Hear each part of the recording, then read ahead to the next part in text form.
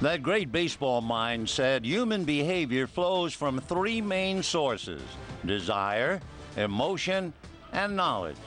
His name was Plato. Those three sources are what make tonight's starting pitchers so special. Two pitchers that we've watched go from future stars to the brightest of them all. And with desire, emotion, and knowledge, Jake Peavy and Brad Penny's behavior has gone from young throwers to elite pitchers. Tonight, the eyes of the baseball world are upon Los Angeles as we witness the best the game has to offer, pitching off the same mound.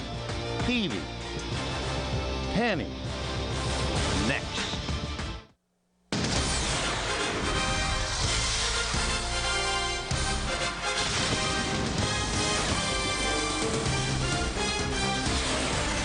It's time for Dodger Baseball. Live from Dodger Stadium, FSN Prime Ticket presents the Dodgers as they take on the San Diego Padres.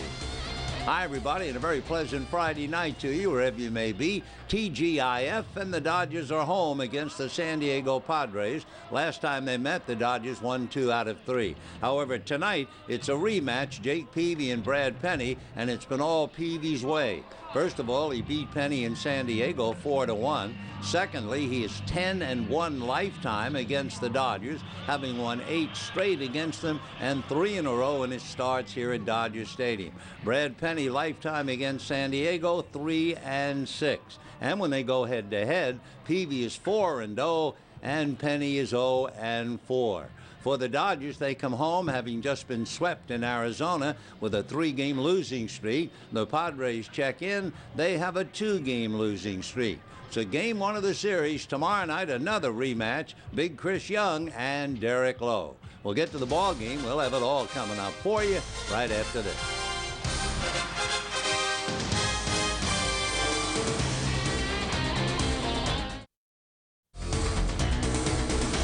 Dodger Baseball on FSN Prime Ticket is brought to you by Nissan. Get to know your Nissan dealer now.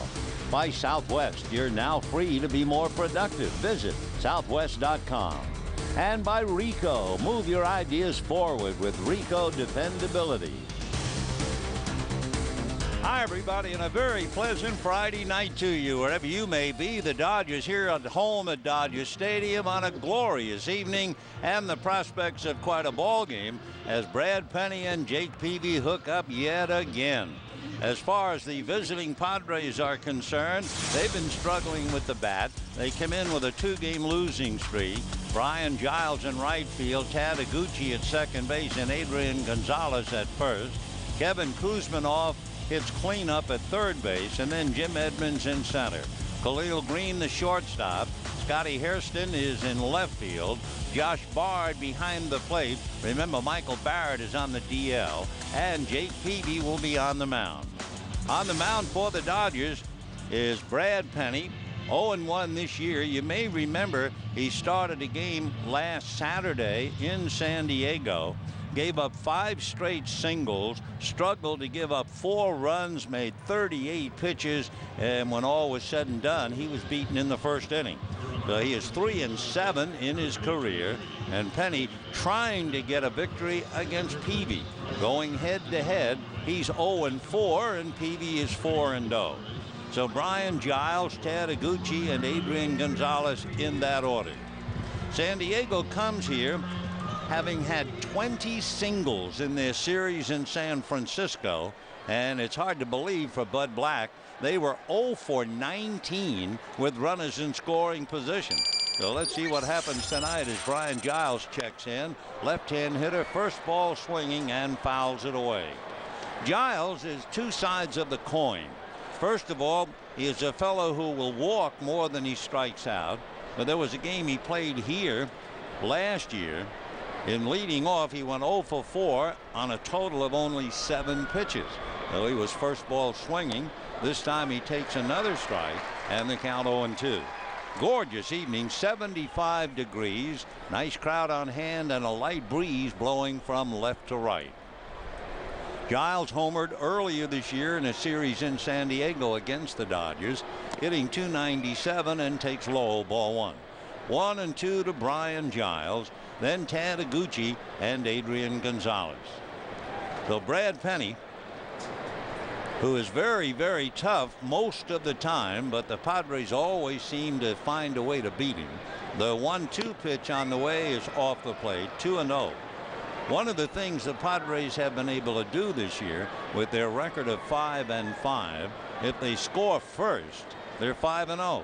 But if they fall behind, the opposition scores first, they are 0-5. So they have not shown any comeback yet. Here's the 2-2 pitch. Instead, Penny thinks better of it. And the big boy out of Blackwell, Oklahoma, by way of Broken Arrow, looks in to get a sign. Now the 2-2 pitch on the way to Brian Giles, over the top, foul back to the screen. Brian Giles against Brad Penny, and in looking at head-to-head battles, Giles is hitting .364 against him, piling up a dozen hits. So he's a tough out at any time, hitting .297, and particularly tough for Penny. The 2-2 pitch of the left-hand hitter is fouled away again. So Brad Penny trying not to make a lot of pitches in the first inning, and yet here is Giles now trying to wear him out a little bit. 2-2 to Brian Giles. Penny into the windup, over the top with a fastball, nibbling and misses, ball three. Giles, a veteran, 37 years old, and of course Penny has been around. He'll be 30. Brian waiting.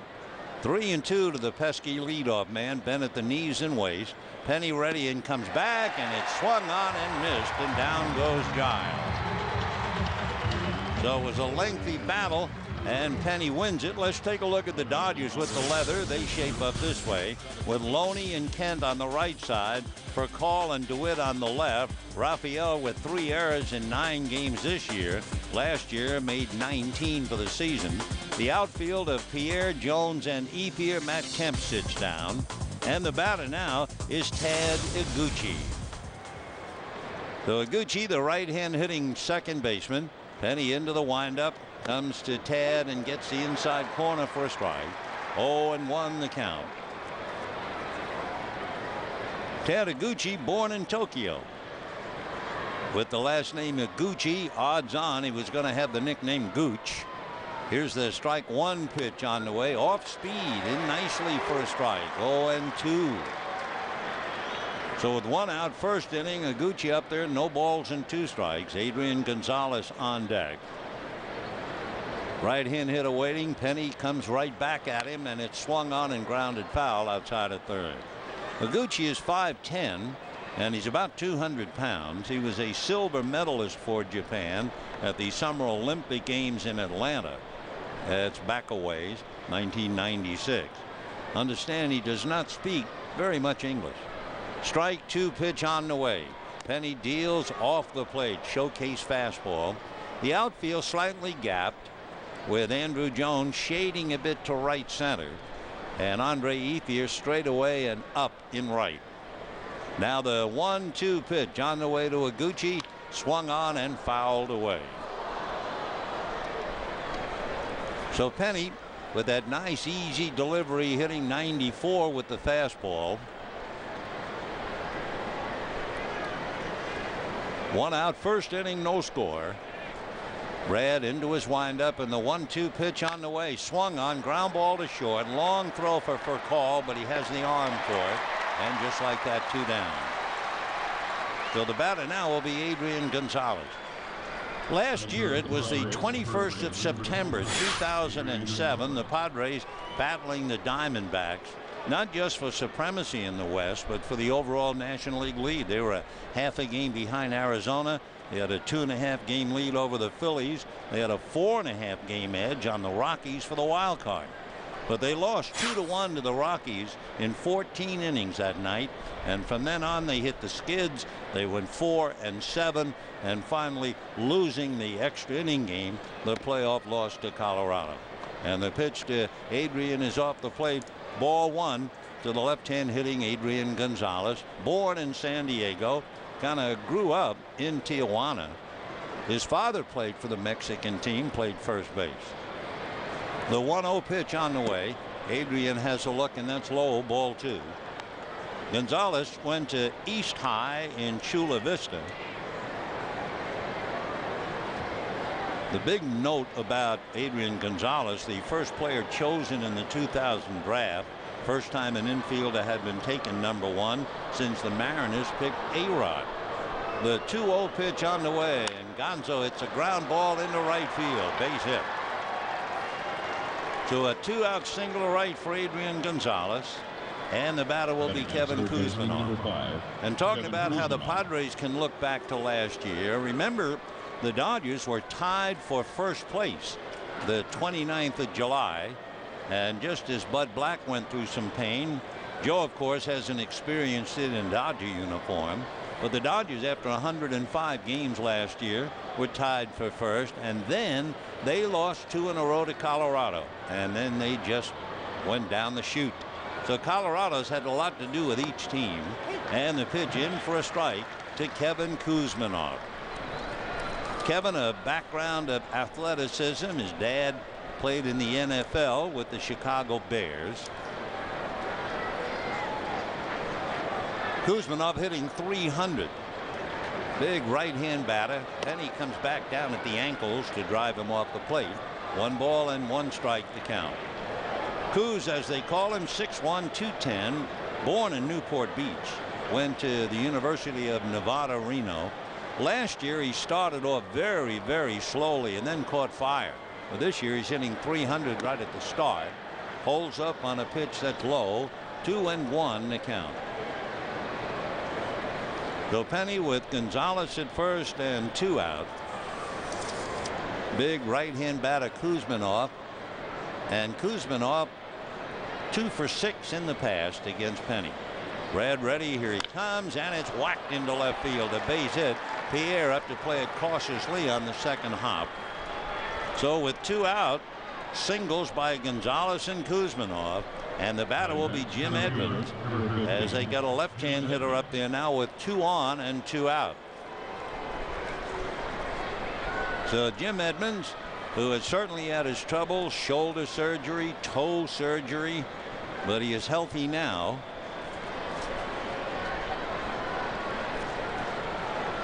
Edmonds against Penny has 8 hits, .268 batting average. So Brad, in a little bit of a first inning jam, checks the runners, and the pitch of the left-hand hitting Edmonds swung on and missed, and the count 0-1. Edmonds, born in Fullerton, lives in Yorba Linda, went to Diamond Bar High School, originally drafted by the Angels, had a great career with the Angels, and then another solid career for 8 years with the St. Louis Cardinals. Strike 1, pitch, another strike, and the count 0-2. So Brad Penny 0-2 on Edmonds.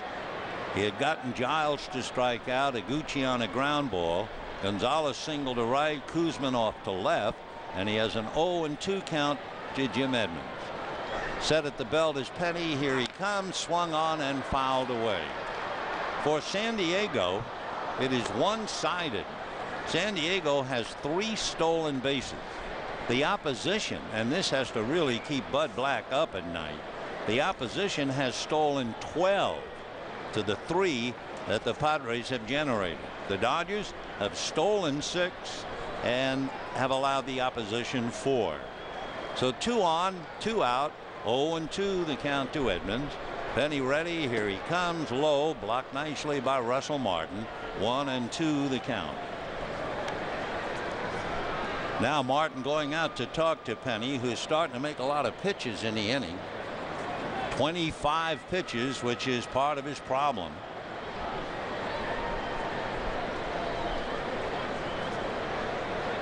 Edmonds, as Rick Honeycutt looks on, hoping that Penny can get an out quickly and get out of here before he gets up to 30 pitches. Remember the last time in San Diego he made 38 pitches. Well, he's had 25. We're going to look at a lot of gold gloves in this series. Edmonds has 8. Andrew Jones has 10. So there'll be a lot of glitter out there in center field from now through Sunday. So Andrew just staring in. Edmonds waiting at the plate. The 1-2 pitch very high over Edmonds' head. One-handed by Russell Martin, and the count 2 balls and 2 strikes. So for Penny, a first inning jam.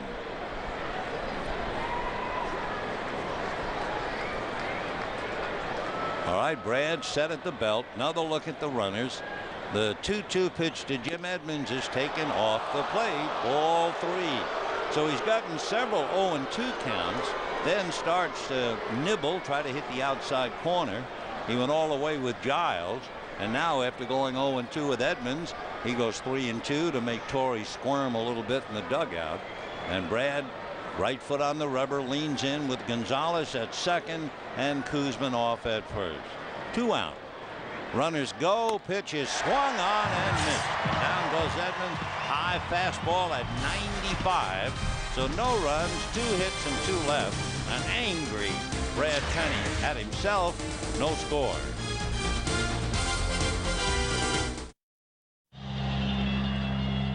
San Diego failed to score, but it was an effort. Brad Penny made 28 pitches. He had an 0-2 count twice, fell behind 3-2 each time, and both times came back to strike the hitter out. It was Giles and Edmonds. So now in the bottom of the first inning, here come the Dodgers for Call, Pierre, and Depeer, followed by Kent, Loney, and Martin, Jones, DeWitt, and Penny in that order. And on the mound, one of the more remarkable pitchers in the game, Jacob Peavy, out of Mobile, Alabama, lives in San Diego, a graduate of St. Paul's High School in Semmes, Alabama. And the pitch to Furcal, a slap bunt smothered by a diving Koosman, who can't make a play. Raphael doesn't just try to dump the bunt up along third. He tries to guide it towards the shortstop. The shortstop is deep. The third baseman, even though he's up, has to go to his left.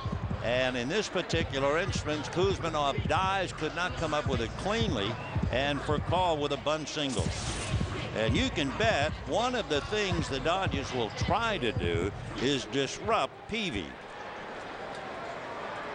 Last year, the league was very successful, stealing 21 out of 23 against Peavy. And the pitch to Pierre is high. Ball 1, 1-0. So we pointed out the fact that already this year it's 4-1 in favor of the opposition in stolen bases. Last year, only 6 men were caught trying to steal. 120 were successful against the Padres. The pitch to Pierre outside. Ball 2, 2-0. One of the things that Peavy has done naturally is to grow up. He's going to be 27 years old the end of May, but there is a lot of lava percolating inside that young body. You may remember he had the hollering match with Dodgers first base coach Mariano Duncan as Pierre takes a strike, 2-1. Roger Clemens is a pal of his, and so is Roy Oswalt, and both of them have tried very hard to calm down the competitive spirit of Jacob Peavy. You wouldn't think he has to be calmed down, not against the Dodgers. He is 10 in one lifetime. He has beaten the Dodgers 8 straight, 3 straight here, and he's been magnificent. There goes Furcal, hit and run, soft line drive, base hit. Raphael will not run on the Gold Glove as Edmonds gets it back in. But the Dodgers now first and second, nobody out, as Pierre singles to center. So the bunt single, the single by Pierre, and the Dodgers trying to go after Jake Peavy right away. They had best do so, and Josh Bard goes out to try and calm him down a little bit. So with 2 on and nobody out, Andre Ethier will be coming up. Andre celebrating his 26th birthday yesterday, and he would like to get a present or two now. Andre, as he checks in, however, has struggled against Peavy, hitting less than $1.50 against him. So the left-hand hitting outfielder waiting with Jeff Kent on deck. Peavy, right foot on the rubber, works from the first base side of the rubber, and Peavy now settles into the box. For call at second, Pierre at first, and the pitch is inside. Ball 1, 1-0. 3 Dodgers have been taking more than the average pitch count at home plate. For call was averaging out almost 5 pitches in that bat. Peavy 4.5, Martin 4.5, and that was something Joe Torre preached when he was with the Yankees. Be patient up there. Make the pitcher hit your area. Most hitters have a sweet spot in the strike zone, and the basic theory is go up and look for a pitch in that sweet spot. Don't swing at anything outside of it. If he gets 2 strikes on you, well, then good luck to him. 2-0 pitch gets away from Bard to the backstop, and the Dodgers have runners at second and third, and we will assume it's a wild pitch until we hear otherwise. So second and third with nobody out, and you have Ethier, Kent, and Loney trying to get the jump on Peavy and the Padres. Now the Dodgers against right-hand pitching this year have hit .221. That's all. It is a wild pitch. Second and third, the pitch to Ethier is lined into left field. Coming in and over to grab it is Hairston. Tagging up is for call. A play at second base, but back there's Pierre. And with Raphael bringing it over, the Dodgers take a 1-0 lead. So Ethier on the drive to left gets a run. For the Dodgers, second baseman, number 12. Again, remember, we'll remind you, and of course it's a very small note. If the Padres score first this year, they're 5-0. If the opposition scores first against Bud Black, they are 0-5. The Padres are 15th in runs scored. Looks great to see they're batting .295 against right-handers, but they're not producing any runs. Peavy delivers. Fastball is low to Kent. Ball 1. Jeff Kent 3 for 11 against Peavy. Overall hitting .241. 2 home runs, 6 runs batted in. So Pierre at second, 1 out, 1 in. 1-0 Dodgers. Peavy out of a stretch. Looks back at Pierre a couple of times. Back to Kent. Works it inside and is dropped by Bard. 2 balls and no strikes. One of the things certainly that has to be on Peavy's mind, with a hitter like Kent up there, the left side of the infield's pretty deep. Kuzminoff has left the door open a little bit, so it's up to Iguchi to try and fake to the bag at second and take a step away from Pierre. Here's the 2-0 pitch on the way, and that's taken for a strike, and the count 2-1. And now Peavy wants another ball. 2 balls and 1 strike. The count to Jake Peavy. Dodgers jump out in front 1-0. Peavy in 16 previous innings this year, his earned run average was a half a run. He allowed 1 run in 16 innings. All right, Jake set at the belt. Kent waiting at the plate, and with 1 out, a dancing Pierre. 2-1 pitch to Kent, swung on and fouled back. Jake Peavy, a Cy Young Award winner, joining Randy Jones, Mark Davis, and Gaylord Perry in the San Diego books. However, Jake Peavy was a unanimous selection, and that is really an honor. The Dodgers had a fellow named Koufax unanimously elected, and Greg Maddux was elected twice unanimously. Sandy was elected unanimously 3 times. 2-2 pitch is a shot into left field, but Pierre had hesitated, so he can only go to third. And the Dodgers now 3 hits in the first inning against Jake Peavy, and that will bring up the hottest hitter the Dodgers have, James Loney. How about it? First baseman, number 7, James Loney. James Loney, 8 hits against Peavy in the past. Not much of an average, in the just under 230. However, Loney has hit in all 9 straight games, and against San Diego in the 3 games hit .375. So the Dodgers feel they might have the right man up there with 1 out and runners at first and third. Russell Martin on deck. So the Dodgers lead 1-0, trying to get more. Peavy out of a stretch. Jake ready, right-handed deals, whack foul upstairs off first base. So Loney really turned on a slider and hit it over his own right shoulder. No balls and 1 strike to count. Somebody upstairs, a very happy youngster, came up with that foul ball sitting between mom and dad. Big night. 0-1 to count. Peavy ready, right-handed delivers and crowds the hitter at the knuckles. 1-1 the count to James Loney. Peavy allowing a run. That's almost headline news. Jake checking. Now he's ready. The 1-1 pitch on the way. Fastball away. Ball 2 and the count 2-1. Tomorrow night it'll be Big Chris Young and Derek Lowe, a rematch.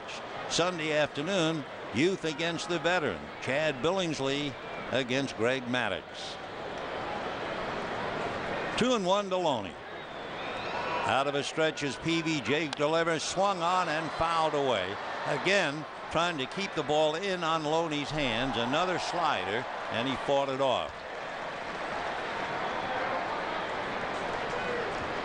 Peavy blowing on his hands, and that's it. He was off the rubber. Even so, he's on the mound. Usually you have to get permission to do that. The umpires did not say anything. Here's the 2-2 count to James Loney. Swung on, ground ball to the right side. The feed for 1, the throw to first, and the Padres get the double play. So Loney versus Peavy. Peavy is worth the match and winds up hitting into the double play. 4-6-3. And at the end of an inning, Dodgers 1, Padres 0. Dodgers get a run. Now Brad Penny trying to hold on to it, leading 1-0 in the second inning. Brad will be pitching to Khalil Green, Scott Hairston, and then Josh Bard. Brad struggled in the first inning, making 28 pitches and allowed 2 singles but no runs, striking out both Giles and Edmonds after going 3-2 with each of them. Khalil Green, right-handed shortstop, last year's MVP for the Padres. Penny into the windup and delivers. Khalil takes low, ball 1. Green just 2 for 12 in the past against Penny. Came up to the Padres in 2003. The 1-0 pitch on the way. Khalil swings, doesn't get it. 1-1. His first name Khalil. In the Baha'i faith, it means gift of God, and he has certainly been a gift to the Padres. The 1-1 pitch on the way, and the right-hand hitter swings, fouls it away. One of the things that Khalil Green brings to the dance is not only a good glove and a strong throwing arm and great range, but he has some sock. Last year he hit 27 home runs, and he had 97 runs batted in. Martin setting the target for Penny. Brad ready, and the 1-2 pitch swung on and foul back. Still 1-2. Brad throwing easily, hitting 95 on the gun. 1 run, 3 hits for the Dodgers. No runs, 2 hits for the Padres. Now Brad into the windup. The 1-2 pitch to Khalil Green, very high. And now Penny wants a new ball.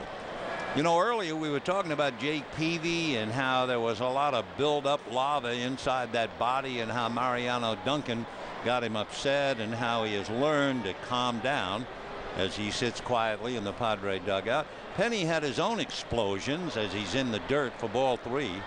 You remember in 2005 he was suspended for 5 games for getting into a big rhubarb with plate umpire Rob Drake.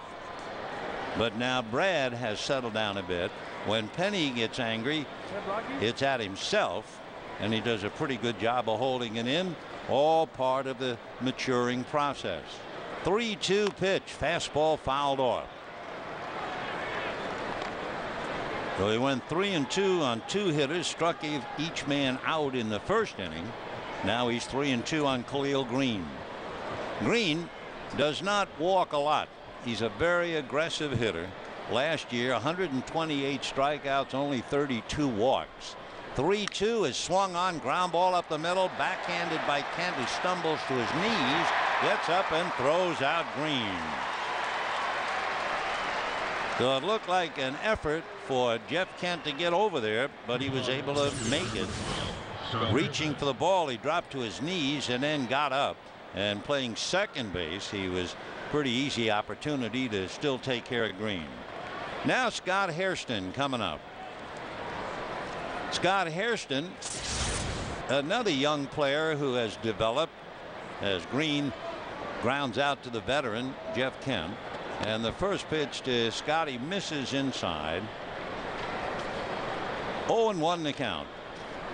When Hairston first came up to Arizona, there were a lot of people over there who thought that he had no aggression, did not really want to play hard. Swings a little late, fouls it off, and a 1-ball, 1-strike count. But now as he has developed, Scotty Hairston has become more aggressive, and he has the complete respect of everybody. He's played so well and so hard. He has 2 home runs, 4 runs batted in. 1 ball and 1 strike. The 1-1 pitch on the way is a fastball low, ball 2. So for Brad Penny, trying to have an easy inning. 28 pitches in the first. Struggled with Green. Peavy, meanwhile, made 19 pitches in the first inning, and the 2-1 pitch swung on, hit in the air to left field. Pierre, a diving attempt, and the ball spills out of his glove. So Pierre, diving head first at the ball, seemed to catch it, and when he hit the ground, it just spilled out. Meanwhile, a beach ball is loose in left field. As far as the scoring on the play, normally if it takes a good play to make the play and you fail to make it, they'll call it a base hit, and that's what they're saying about that effort by Pierre. But I'm sure Juan feels he should have caught it. Hairston with the base hit, and the batter now is Josh Bard. Switch hitter batting left-handed, and Bard takes high, ball 1, 1-0. Colt Morton is now the backup catcher because Michael Barrett is on the DL. So Bard taking a look down to Glenn Hoffman, now back up to the plate. And again backing out, double checking with Hoffman. The Padres sent Doug Mirabelli to the Red Sox, and they not only got Josh Bard, they also got Clay Meredith. That was a terrific deal for San Diego. Bard takes off the plate, 2-0 the count. His older brother was the fellow who suggested and then demanded that Josh become a switch hitting catcher, and it has really paid off for him. Came up with the Indians in 2002, eventually Red Sox. This is his 3rd year with San Diego. Throw to first just to keep Hairston back on the bag. 2 balls and no strikes.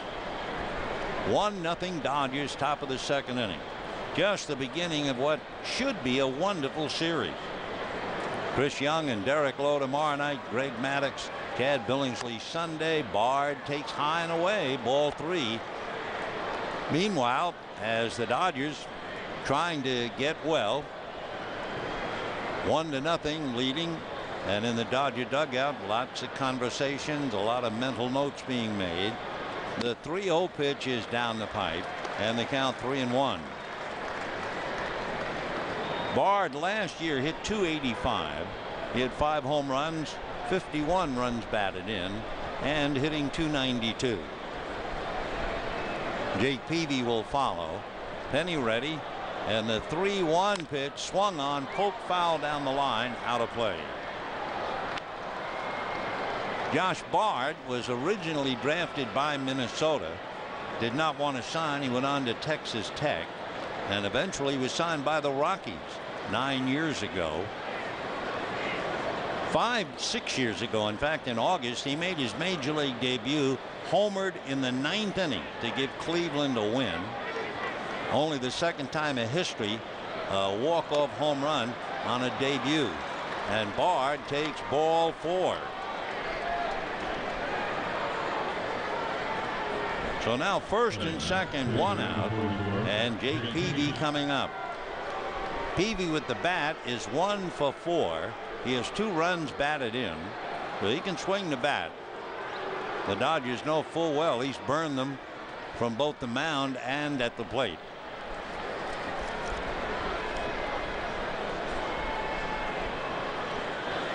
The Peavy right-hand batter turns to bunt and then pulls the bat back. The pitch is high. 1 ball and no strikes. And the pitch count starting to mount up now. Penny has made 47 pitches with 1 out in the second inning. So again, an uncomfortable Joe Torre looking on. The 1-0 pitch, Peavy bunts, and it is what? Foul ball? Yep. For a questionable moment there, it almost looked like Peavy had run into the bunt in fair ground. And of course, then he'd be out. Well, the plate umpire, Jeff Kellogg, was right there to watch it. And for Peavy, he just did avoid it at the right time. So 1-1 the count. Got the bat on the ball, then it bounced up. It hit him on the right shoulder, and looking at the videotape, and he was still in the batter's box. So Peavy waiting at the plate. Dodgers look bunt. Loney ready to charge the plate. And the pitch in there for a strike. Peavy pulled the bat back. 1-2 the count.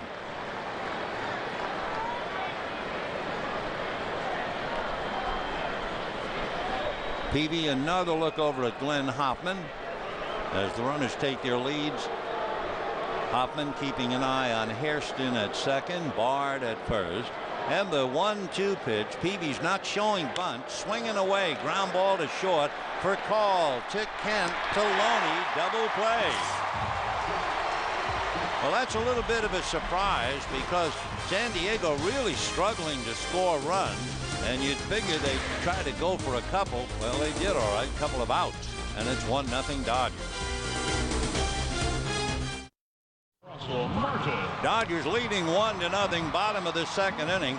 To understand perhaps the gamble by Bud Black of having Peavy take the bunt off, swing away, hit into a double play, we can only tell you that in the past Jake Peavy homered against Penny, though maybe they decided to try the luck again, only Jake hit into the double play.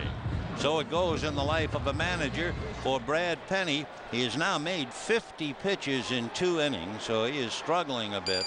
And the battle will be Russell Martin against Jake Peavy. And Jake's first pitch swung on and foul back, and the count 0-1. Martin and Peavy. Martin has really struggled. He is 2 for 23. That's less than a buck. 0-1 the count to Russell. Then Andrew Jones and Blake DeWitt. The strike one pitch coming up to Martin. Instead, Peavy asking Bard to come on out here. I want to talk to you. So timeout. Last year, the Dodgers struggled with the Padres. They lost the season series, and they lost 6 of the 9 here. And there was a stretch where they lost 4 in a row at Dodger Stadium to San Diego. New year, new hopes. 0-1 the count. 1-0 Dodgers, bottom of the second. Peavy ready. Here he comes. Fastball inside at the kneecaps. 1 ball and 1 strike. Peavy hitting 91. So Martin trying to get something started.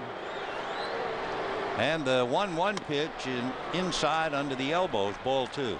Martin is averaging about 4.5 pitches every at bat. 2-1 to Russell. Peavy back quickly, and a little fly ball back at first, down the line. Giles coming, ball slicing foul, drops untouched. So 2-2 the count. So Giles and Adrian Gonzalez going out there along with Iguchi with no play. Giles last year in his aggressive style ran into the scoreboard, wrecked his knee, and had to have microfracture surgery on the knee. Typically, Brian's not about to slow down, and he was heading right for that tarp cover. 2-2 the count to Russell Martin. Second inning, 1-0 Dodgers. Peavy turns, ready in the right-handed, delivers, and that's whacked to right. And the ball is over Giles' head. He's gone back, but it's going to short hop the wall. Bryan bare hands the comeback, and into second base goes Martin with a double.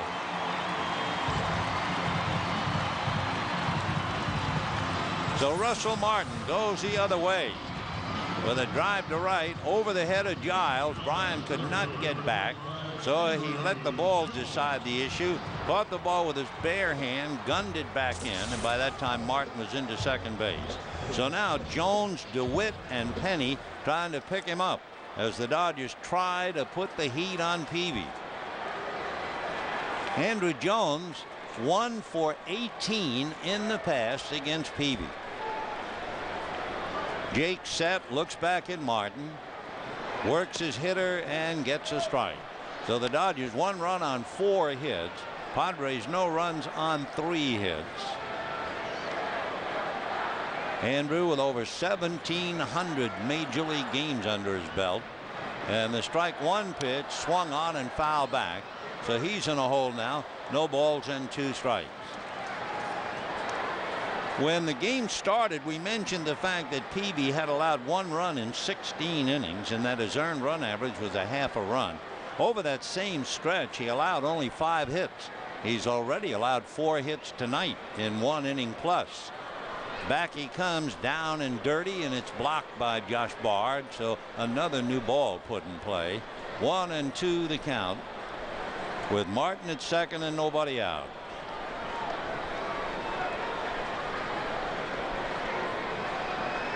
Peavy looking down the barrel to get a sign. Khalil Green bird dogging Martin, and a slow breaking ball down and away. 2 balls and 2 strikes. Instead of that hard slider, he threw an 81-mile-an-hour breaking ball, and I think he's telling Khalil Green to take a step away. In fact, he is telling Green, never mind trying to bird dog Martin, get back into the hole, let the second baseman try to hold Martin on. The 2-2 pitch is waved at and missed, and down goes Andrew Jones. The numbers are really shocking when you look at Andrew Jones. 32 at bats and 11 strikeouts, and going after a pitch off the plate. So when you're pressing as he is pressing, he's swinging at just about everything. We saw Andrew in Arizona swing and miss on a wild pitch.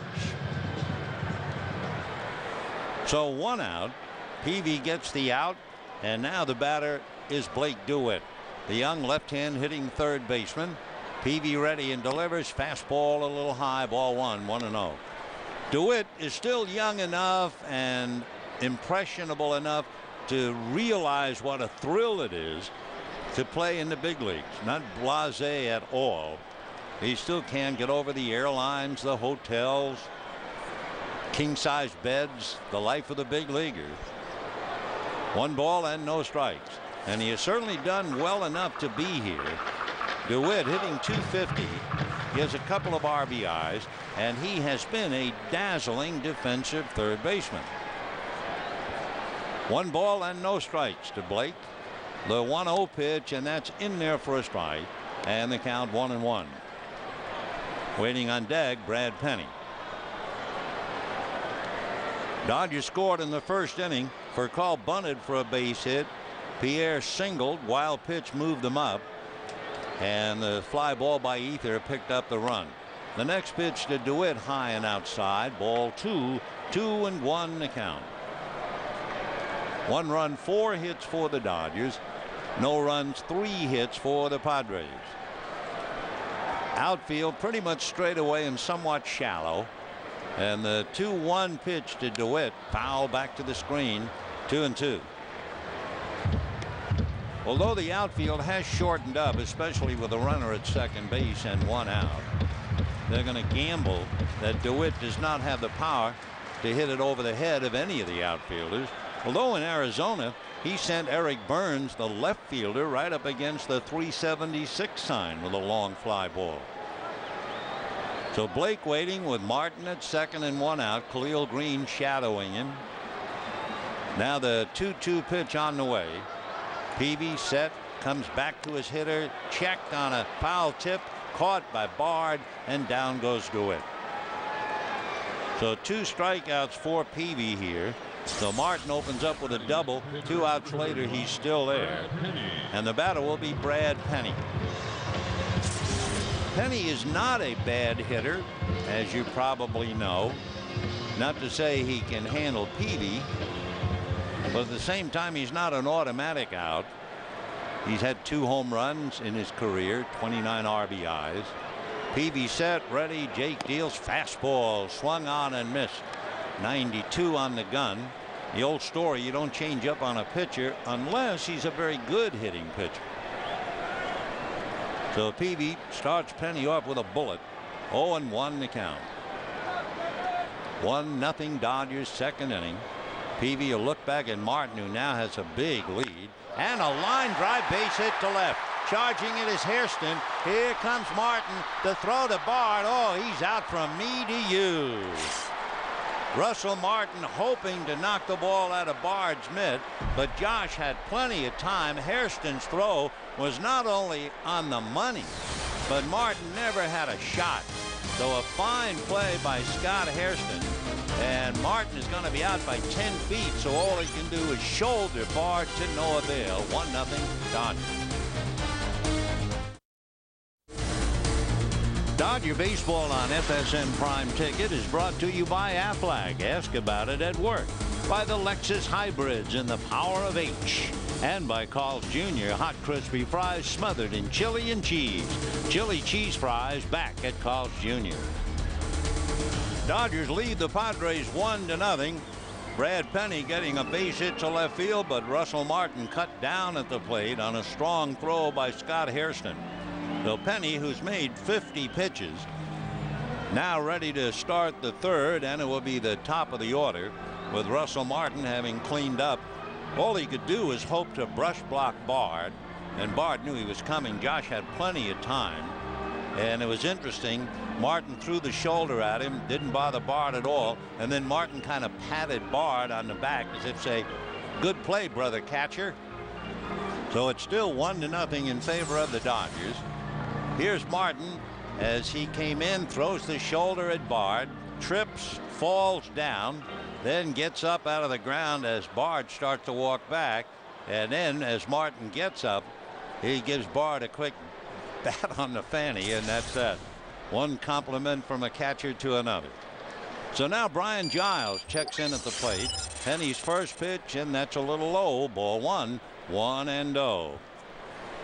On a ball club that strikes out a lot, Giles is the other way around. He walks far more than he strikes out. The 1-0 pitch on the way, and he has a look, and that's low. Ball 2, 2-0.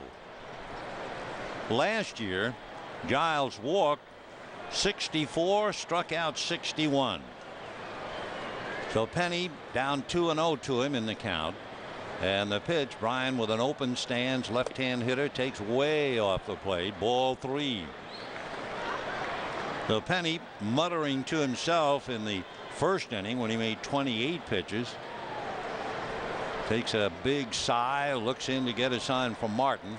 Now the 3-0 pitch to Brian Giles. Fastball in there. 3-1. Giles 5'10". Penny is 6'4". And of course, bent at the knees and waist. Giles shrinks that strike zone a little bit. 3-1 pitch to Brian, and he takes high. He's won the battle for ball 4.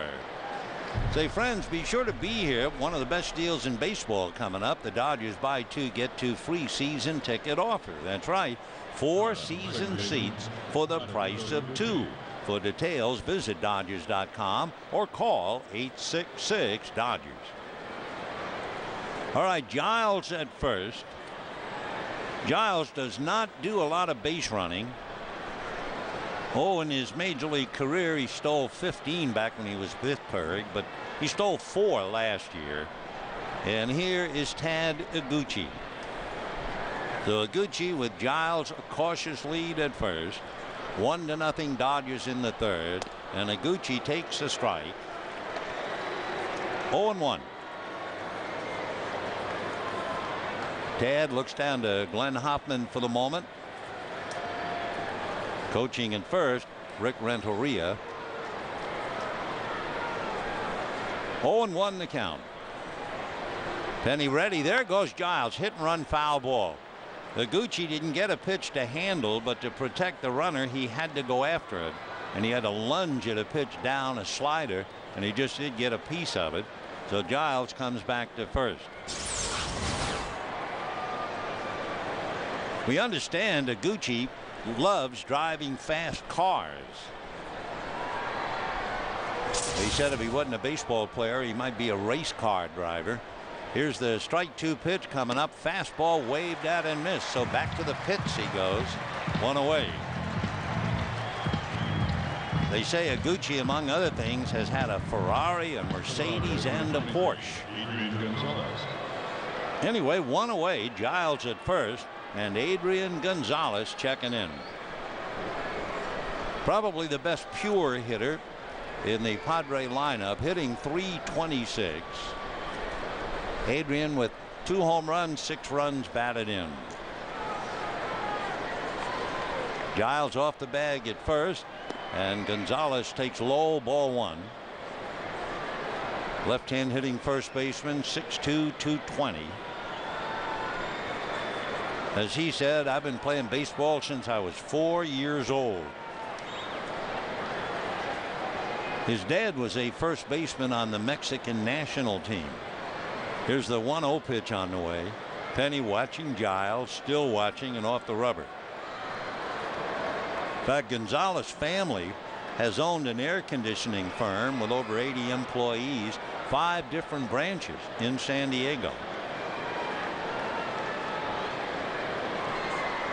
1 ball and no strikes. Giles holding, ground ball to the right side, and the hold goes Kent to get the front man. The play back to first, not in time. So Kent able to erase Giles, and the force play goes 4-6. 2 down in the 3rd inning, and Kevin Kuzminov coming up. So for call, tied up by a hard sliding Brian Giles. Had to get out of the way and then throw, and with Gonzalez, a left-handed batter, had a couple of feet towards the bag anyway, and he beat the throw. So 2 down. Adrian Gonzalez at first. He had no stolen bases. In fact, he has not had a stolen base. You wonder why, with a right-hand hitter up there. Loney even holds the corner on Adrian. No swing, ball 1 to Kuzminov. But you look at Adrian Gonzalez, no steals in 07, 06, 05 in the minors. He's had 1 stolen base in the last 6 years. The 1-0 pitch on the way. Kuzminov takes low, ball 2, 2-0. So you're certainly not expecting Gonzalez to go on his own. Kuzminov single to left in the 1st inning. He's hit in 10 of the 11 games the Padres have played this year. Off to a fine start. Now the 2-0 pitch swung on, a drive to left, playable. Back goes Pierre to pick it off, and that's the inning. No runs, a leadoff walk, a man left, and at the end of 2.5 innings, 1-0 Dodgers.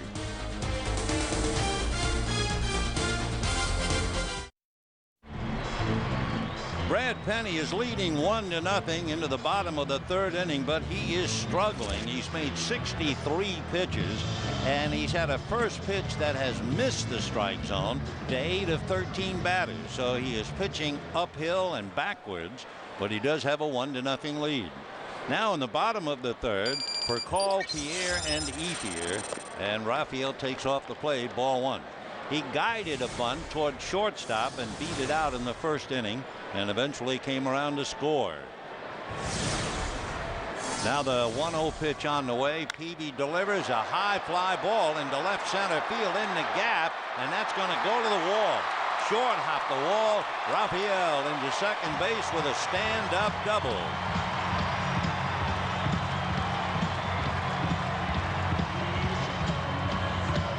So the Dodgers, with a half a dozen hits and 1 run to lead 1-0.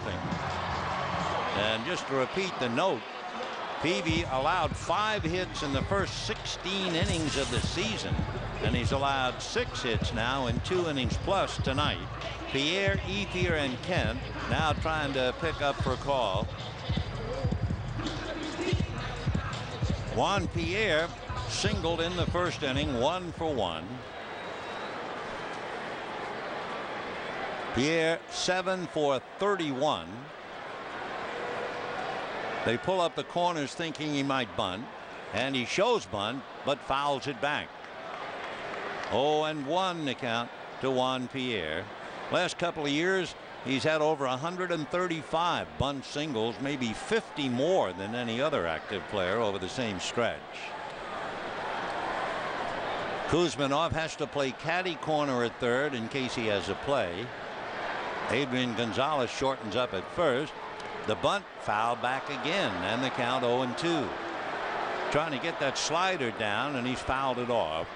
So no balls and 2 strikes to Juan Pierre, hitting .211. Penny and Peavy, like bacon and eggs, they just go together. Peavy is 4-0, and Penny is 0-4 in the meetings.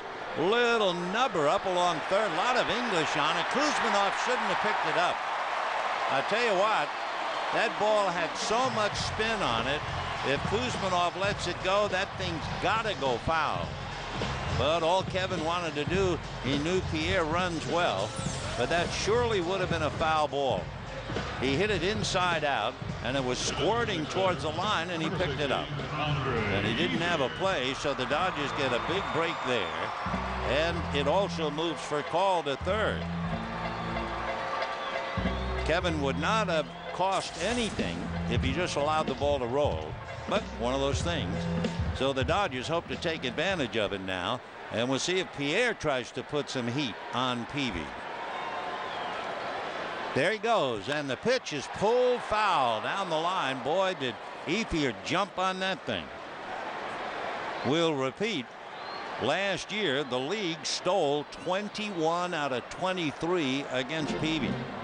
And if that isn't bad enough, when Chris Young goes to the mound tomorrow night, the league was 44 for 44 against Young. Of course, he's 6'10". It's like a hook and ladder. Takes a while for him to untrack. Strike 1 pitch is in the dirt. Nice save by Bard. 1 ball and 1 strike. Dodgers tried to run a little bit in the first inning, and now with Furcal at third and a rabbit like Pierre at first, the question is whether Joe Torre will run him. Peavy set. A look over at first, no action there. The off-speed pitch suddenly dips in for a strike. So he took a lot off that off-speed change and got a strike with it. 1-2 the count.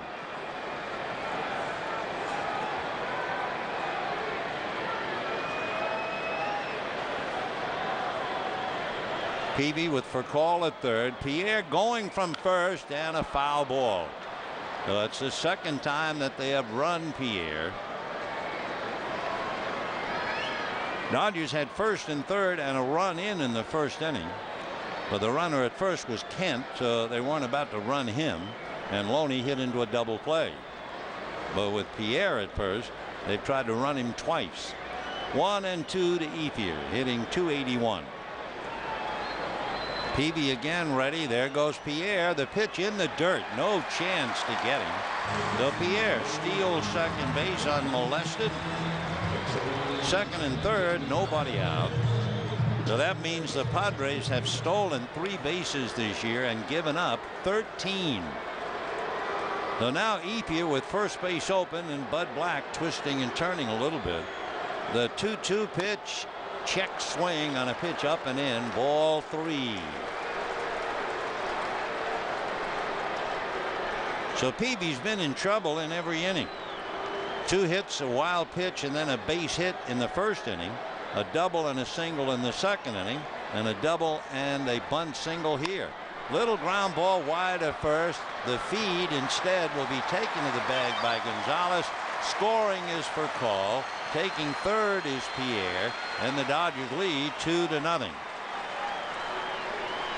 So Ethier picks up his second run batted in. He had the fly ball in the first inning to score Pierre for Paul. So the batter now is Jeff Kent, who singled to left field in the first inning. 2 runs, 7 hits for the Dodgers. No runs, 3 hits for the Padres.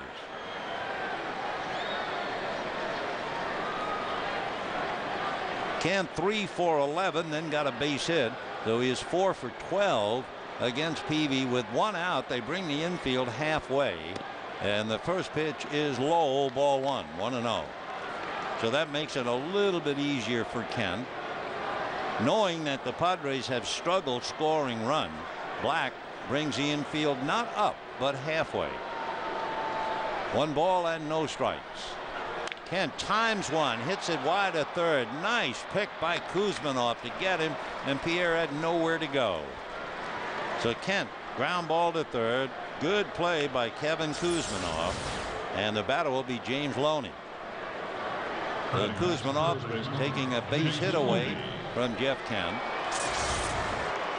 James Loney coming up with a 9-game hitting streak, banged into a double play in the first inning.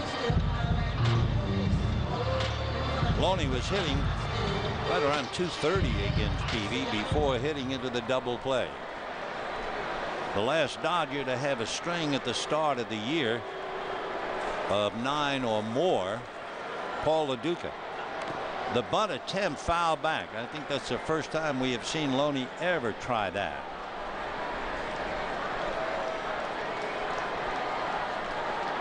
No balls and 1 strike. Paul LaDuca, to open up the 2004 season, hit safely in 11 straight. All right, Pierre down the line from third. Short, quiet lead. And the strike 1 pitch on the way. Peavy delivers outside. 1 ball and 1 strike. Peavy had a wild pitch in the first inning. And that for Jake, his first wild pitch of the year. 2-0 Dodgers in the third. Loney waiting on a 1-1 delivery. Peavy comes back, and it's swung on and popped up. It'll be Kuzminov, the third baseman, calling and waiting, and puts it away. So the Dodgers get a double, an infield single, a stolen base, and a run, and lead 2-0.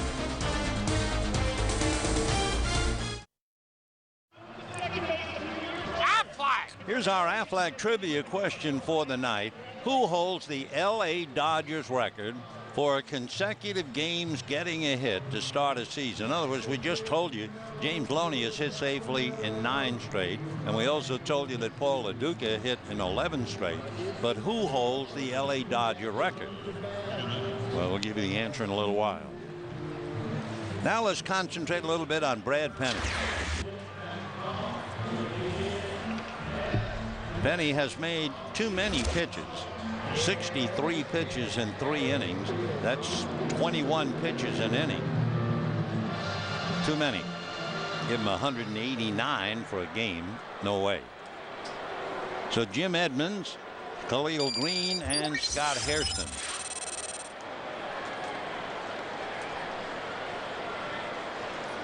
Foul back.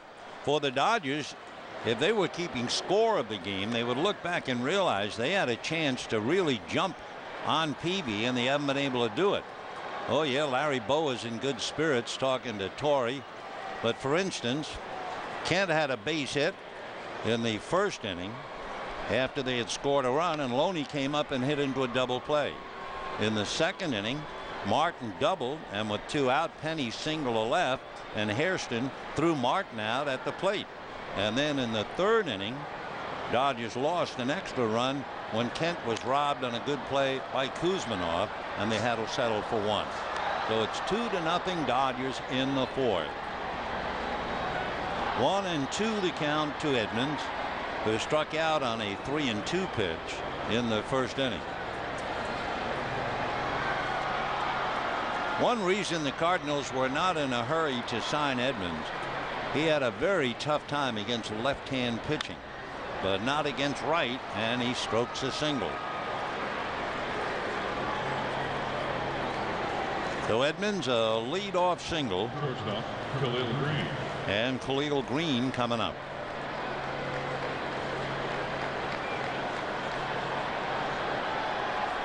Four hits for San Diego.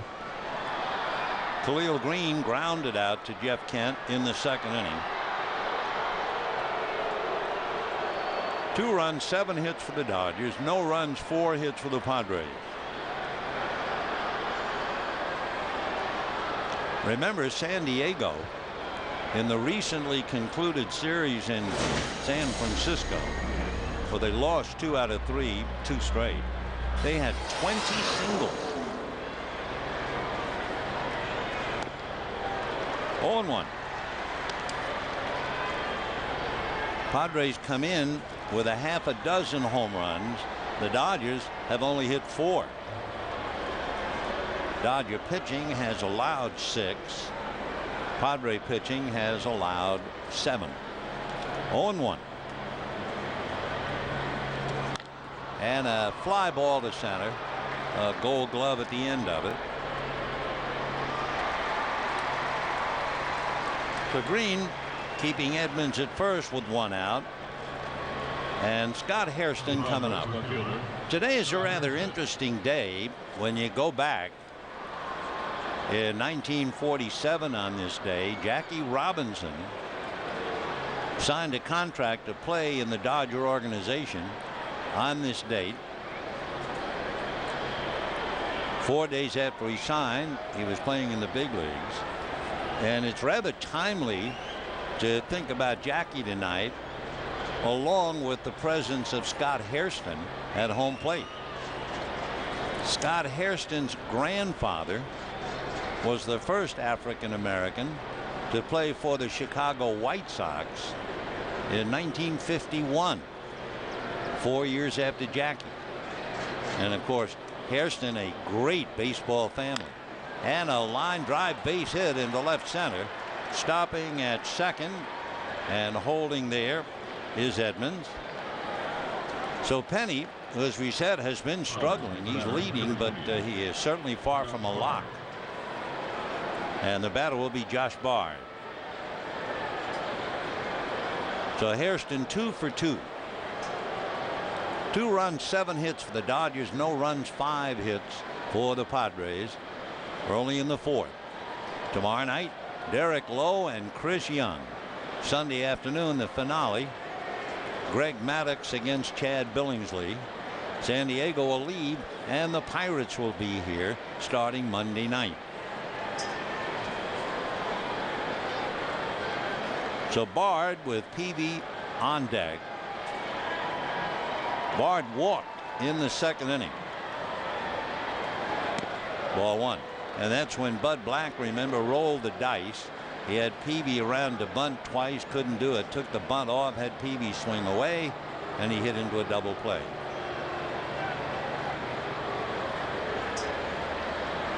One and 0 the count to Josh Bard. Edmonds at second, Hairston at first, foul back. 1-1.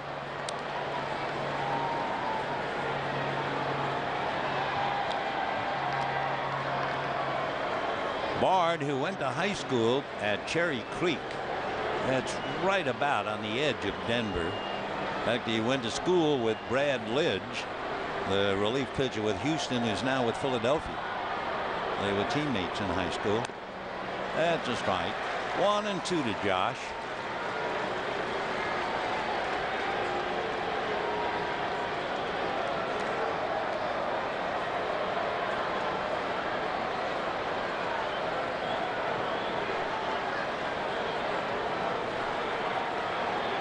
One and 2.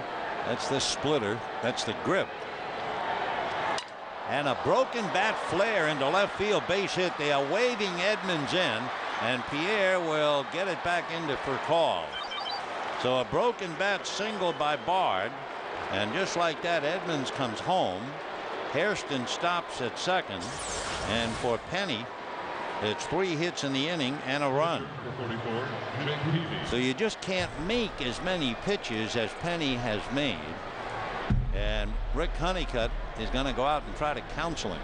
Of course, Brad's been around long enough He's been pitching in the big league since 2000 and as a pro since '96. So he knows all about it, trying to cut down his pitch count. He's allowed a half a dozen hits, 1 run. So Jim Edmonds able to carry it around.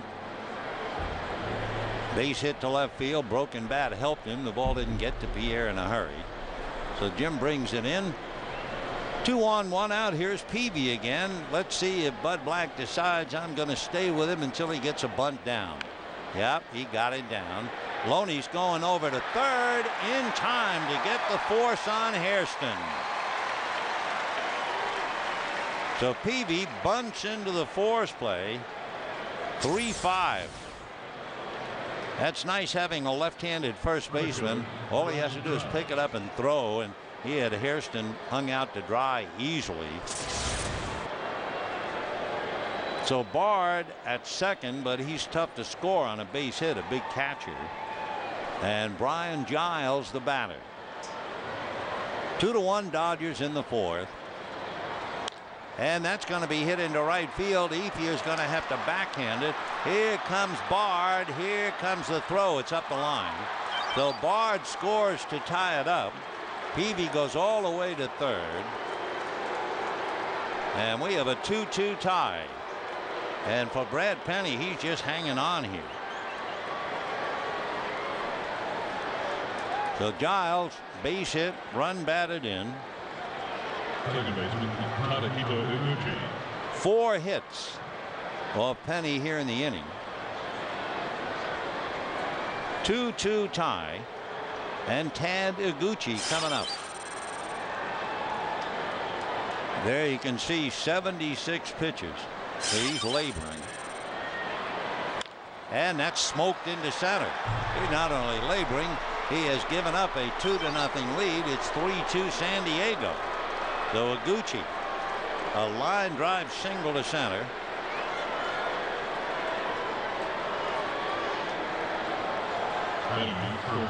What's also good about that base hit for Iguchi for San Diego, it gets Peavy off the bases. And it is 3-2 Padres. Now Adrian Gonzalez with Giles at second, Iguchi at first. What's happening here is Penny has tried to change his style.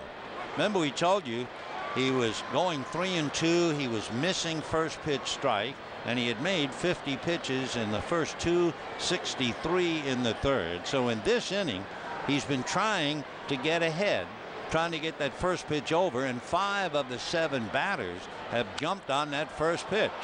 Fly ball down the left field line, slicing foul, and back into the seats out of play. So Penny knows he's struggling, trying to get that first pitch, and the Padres know he's struggling, and they're going after the first pitch. 5 hits in the inning, 8 hits in the game for San Diego. They lead 3-2. Giles at second, Iguchi at first.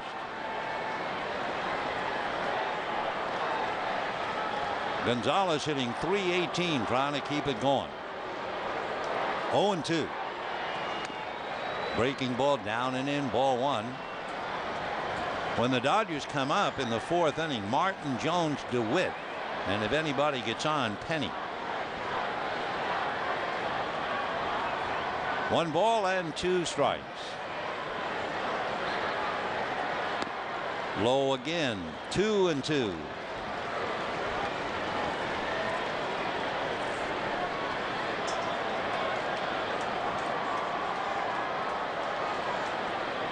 Penny came in with a record of 1-1, 3-7 lifetime against the Padres. Deuces wild and fouled away. 2 balls, 2 strikes, 2 out, 2 on, and 3 in the bank. And the Padres lead 3-2.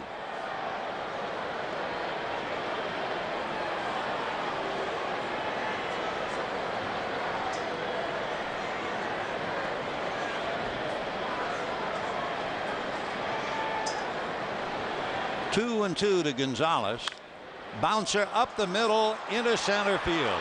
Here comes Giles to score the 4th run of the inning, and the Padres lead 4-2, and Penny is just tapped out.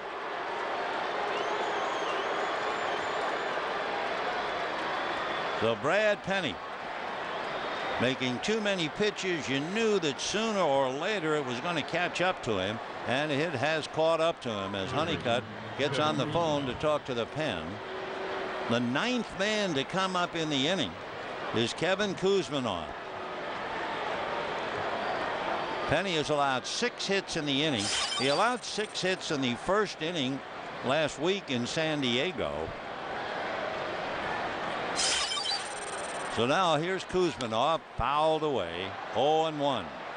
So 4 runs on 9 hits for the Padres, 2 runs, 7 hits for the Dodgers, and Chan Ho Park gets up as Brian Giles rests a little bit in the dugout.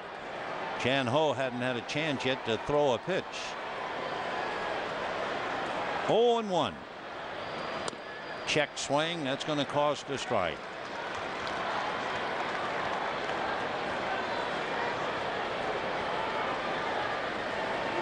Padres with at least 1 man on in every inning, and they've exploded here.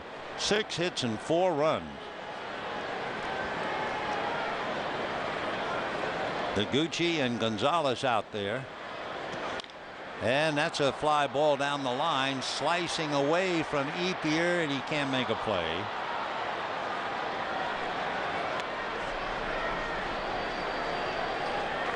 Oh, 0-2. Andre Ethier with the 2 RBIs tonight for the Dodgers, scoring fly ball and a ground ball. 0-2. Meanwhile, Gucci is at second, Gonzalez at first. Check swing on a high fastball. 1-2. Penny has 2 strikeouts. He got him in the first inning. Then he picked up another in the 3rd inning. And that's it. He's due to bat 4th when the Dodgers hit in the 4th inning. 1-2. Boy, he is really struggling. Trying to muscle his way out of the jam. That was a 96-mile-an-hour fastball, but he is huffing and puffing out there.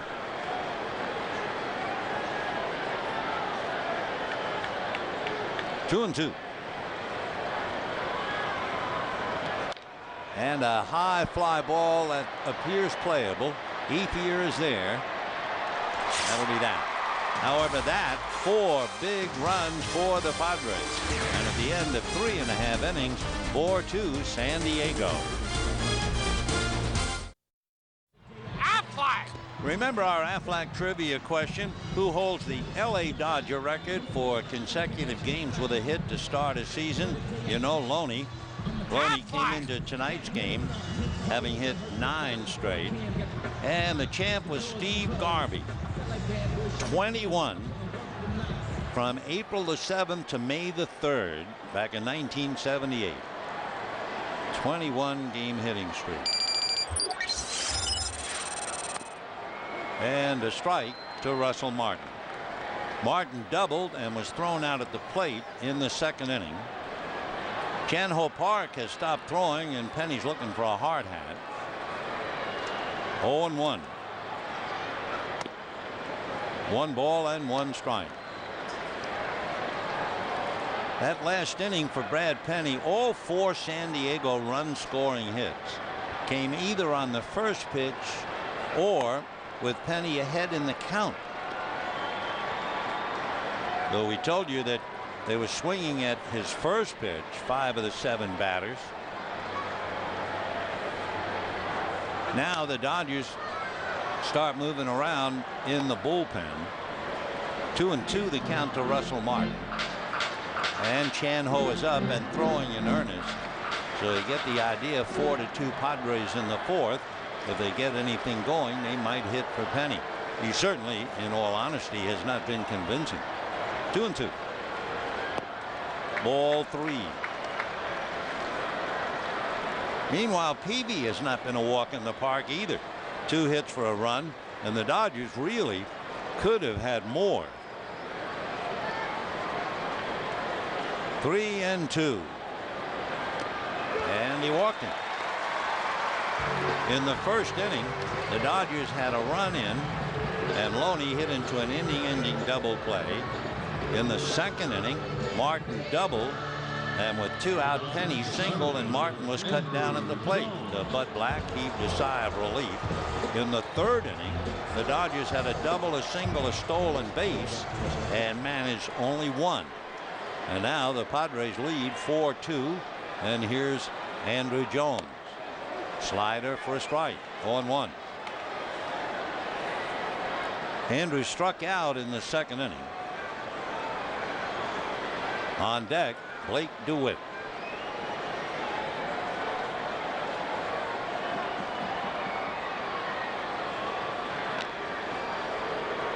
For Andrew Jones, he's been taking extra hitting, extra coaching from Mike Easler. But as he says, the cage is the cage, the game is the game. Big difference. 0-2, slider down and away.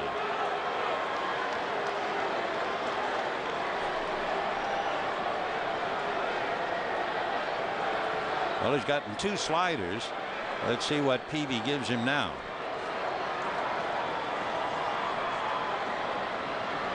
Martin at first, nobody out. Blowing in, 1-2.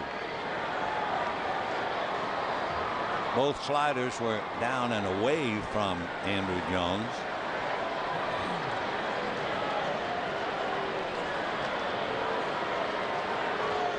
With Andrew having struck out a lot here in the early going, not much Martin can do as far as putting on a play.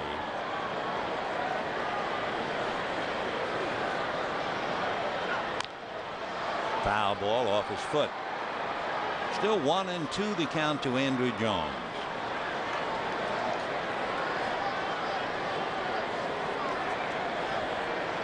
Martin nailed at the plate on a good throw by Scott Hairston back in the second inning. Hairston with the bat is 2 for 2, and he has thrown a man out of the plate. Not a bad night's work. 1-2 to Andrew Jones.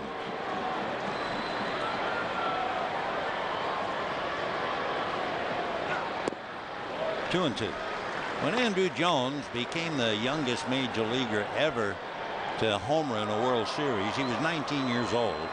The manager in the home dugout for the Yankees, sure, Joe Torre. Little roller on a slider. The play is to the bag. So that's one slider after another, and he just reached out and tapped it. So the Wolves are on Andrew Jones a wee bit. He did advance Martin. The batter will be Blake DeWitt. I know Andrew has been very successful in a long and fruitful career, but you can bet he is really pressing now. He's swinging at almost anything. And it happens to all of them. I remember asking Stan Musial, a great hitter, and they all get into slumps. What is the first thing you try to do to fight your way out of a slump? And he said, I try to hit the ball back to the pitcher. Right. Among other things, if you're not thinking about pulling, that would mean he would keep his front shoulder in, not flying open. Andrew has been flying open. Andrew's also been trying to uppercut pitches. They're trying to get him to stop doing that. Ground ball, fair ball, nice pick, Guy Gonzalez. Wow, what a hurried throw to Peavy, but he wanted to make sure that Martin wasn't going to try to round third. So Adrian Gonzalez fires it to Peavy. And Peavy on the dead run reached up to snare it and was ready to throw if Martin tried to come around.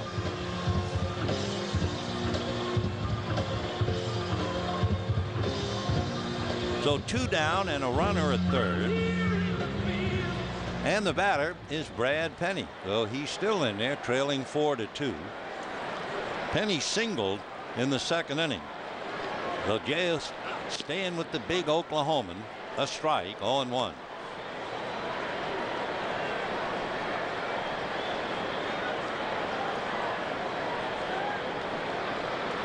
Four runs, 9 hits for the Padres. 2 runs, 7 hits for the Dodgers. 0-2 the count.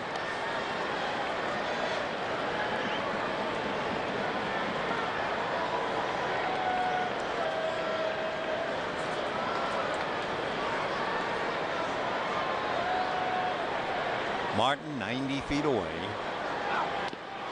And that'll do it for Penny and for the Dodgers. They lead Martin. And at the end of 4, with both starting pitchers struggling a bit, it's 4-2 San Diego.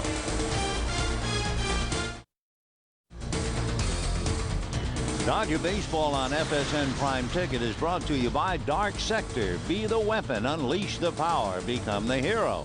Available now on PlayStation 3 and Xbox 360.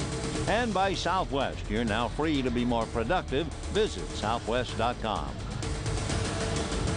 We're going to the 5th inning with the Padres leading the Dodgers 4-2, each side with ample opportunities to add.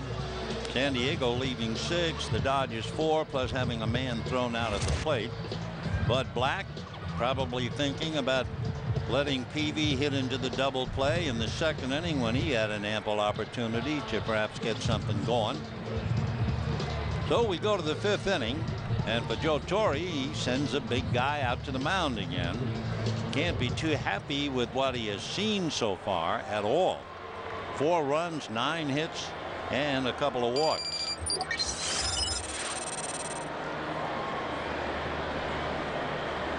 Jim Edmonds fouled away, 0-1.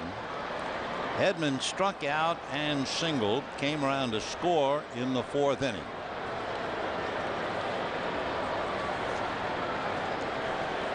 Jim is odd as far as being a left-hander. He's one of the more dangerous left-hand hitters on pitches up. In fact, he says he won't swing at a low pitch. Most left-hand hitters like the ball down, but Edmonds loves everything above the belt.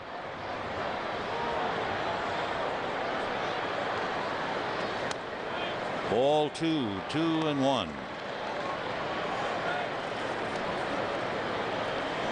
Last year, Edmonds hit only .198 against left-handers.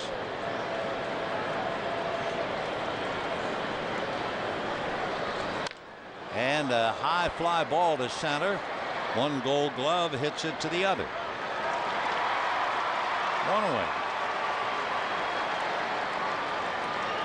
So that'll bring up Khalil Green. Shortstop number 3, Khalil Green. Khalil Green grounded out and flied out. He's 0 for 2.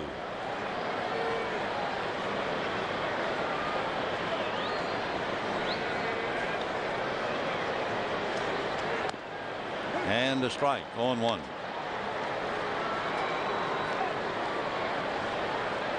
Every time we go to San Diego and you see the Marines in the upper deck in right field, and I'm sure Khalil Green is extremely conscious of their presence. His dad was a 19-year-old Marine who wound up in Da Nang in Vietnam. 1 ball, 1 strike.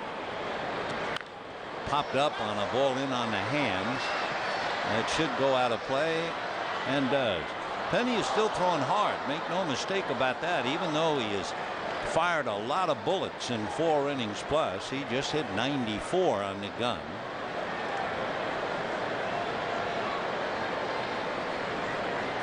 He's made 95 pitches, and he has 1 out in the 5th inning.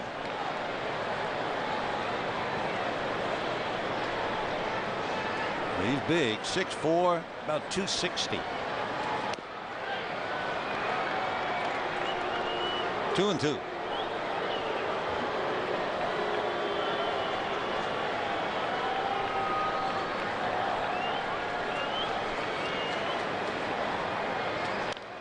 Fouled away.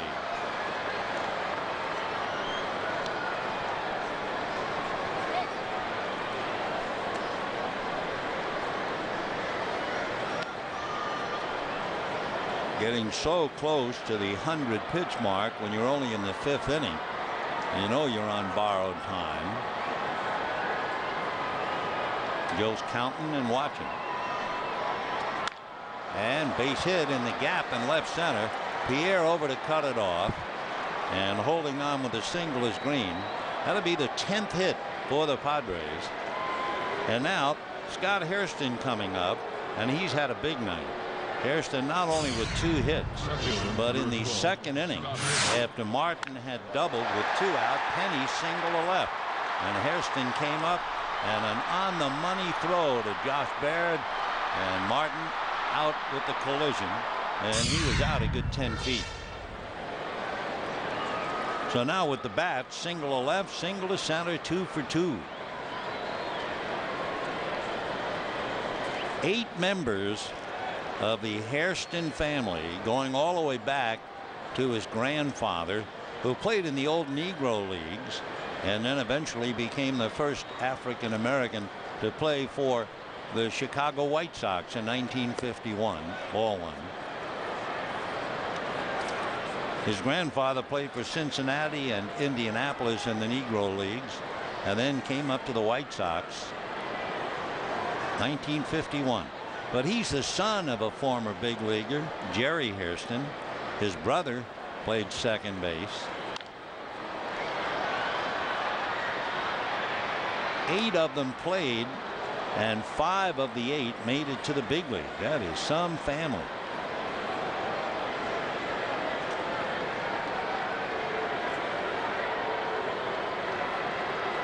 You think about the Hoffmans, you think about the Bells.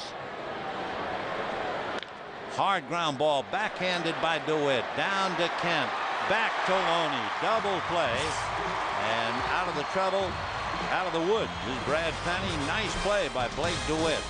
And at the end of 4.5 innings, it remains Padres 4, Dodgers 2.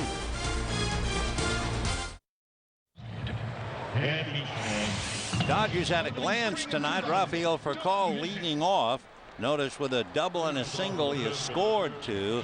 Andre Ethier might be 0 for 1, but he's knocked in both runs on a ground ball and a scoring fly ball. Russell Martin doubled and walked, and even Penny had a base hit, but he had a man thrown out at the plate. Penny, by the way, has now made 102 pitches in his 5 innings. Furcal, Pierre, and Ethier against Peavy. Ball one. Rafael guiding the bunt toward shortstop for a hit and doubled to the gap in left center.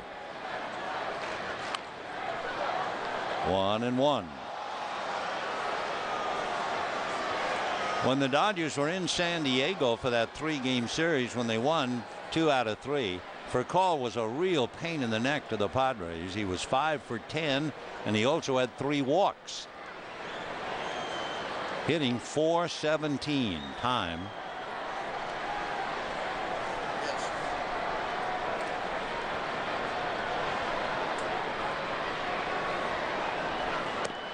That's in there. 1-2.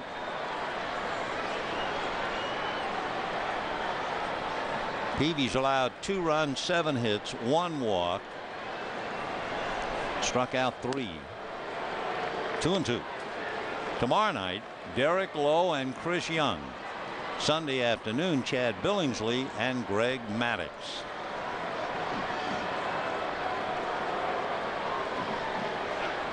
Ball 3. We say the Dodgers have had chances to have more than 2 runs. They're 3 for 11 with runners in scoring position. In 4 innings, they had all 4 leadoff hitters get on base. And now here in the 5th inning, they're 5 for 5 with a leadoff man getting on.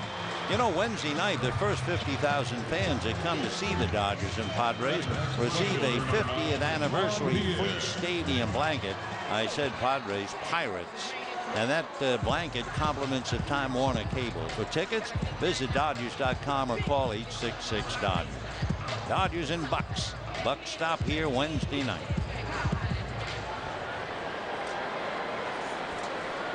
With Peavy having already had Pierre steal a base on him.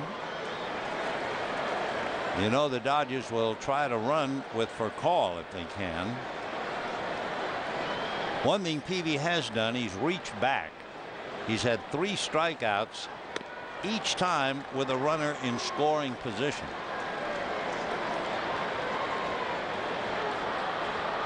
Struck out Jones and DeWitt, and then he struck out Penny with Martin in scoring position. Furcal would love to run. 1-0. There he goes. The pitch is high. The throw is a good throw to get it. So Josh Bard gets the ball down there to Khalil Green. And down goes Raphael. It was a straight steal. He's not looking back, but it was a very good throw by Bard.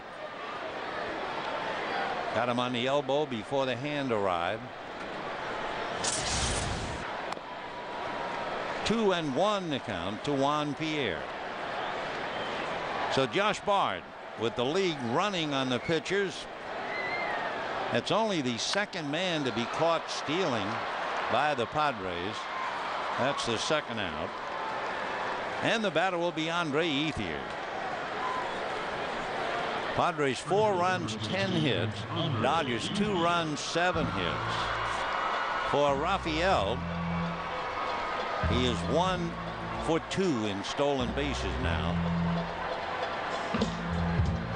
Ethier, a scoring fly ball, grounded to first, each time picking up a runner.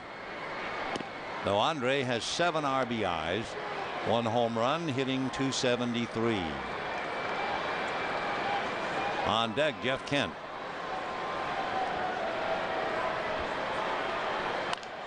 Little roller to Gonzalez.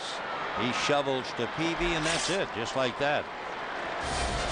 So it's a 1-2-3 inning for Peavy, and at the end of 5, 4-2 San Diego. On this day in 1962, the Dodgers won their first game in their brand new home, Dodger Stadium. And wouldn't you know, the winning pitcher was Sandy Koufax. He pitched a 4-hitter, and there was a home run by Jim Gilliam. The Dodgers beat the Reds way back then, 6-3. Let's go back to this one.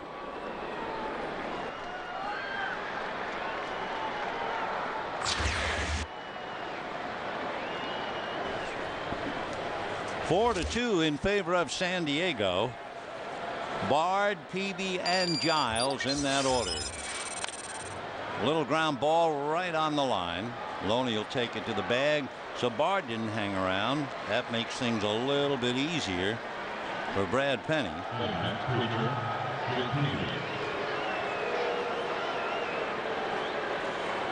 The Padres with 10 hits tonight, 10 singles. You may remember that note that we gave you. In San Francisco, they had 20 singles and were 0 for 19 with runners in scoring position. So in their last couple of games, 4 games, they've had 30 singles, no extra base hits. Not that the Dodgers are wearing out the ball. They have 7 hits, but they do have a double by Furcal and a double by Martin. 1-0. 2-0. Peavy was trying to bunt, then they took the bunt off, and he hit into a double play in the second inning, hit into a force play in the 4th.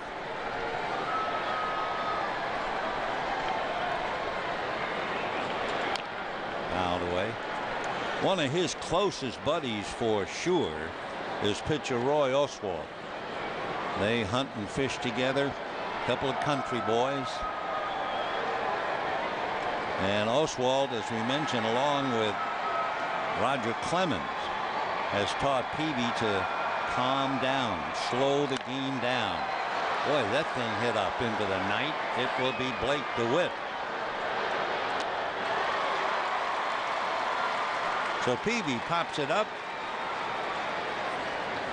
2 down. And Brian Giles, the batter. Padres right fielder, Brian Giles. Well, I'm sure happy to report, you know, when we were in Arizona playing Monday, Tuesday, Wednesday, and Doug Davis pitched that great game knowing that he was going to have thyroid cancer surgery on Thursday. 3.5 to 4 hour surgery, and the pitcher was released from the hospital this morning. The doctor said to Davis, I even told him he could start playing catch next week if he felt up to it. Wow. Well, you're not going to pitch, but you can play catch. But that's great. That was a thrilling night to watch him, knowing the pressure, the stress.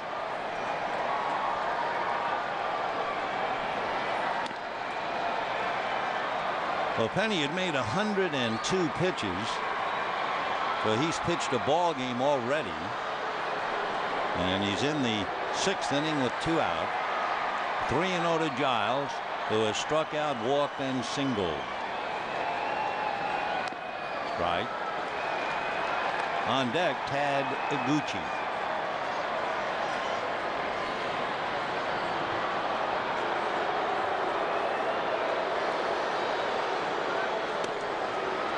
And there's ball 4.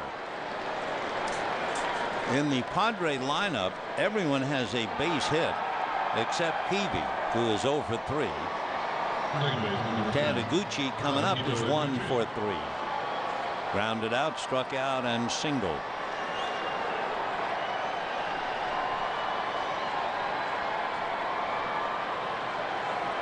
When the Dodgers hit in the bottom of the 6th, Kent, Loney, and Martin. 0-1.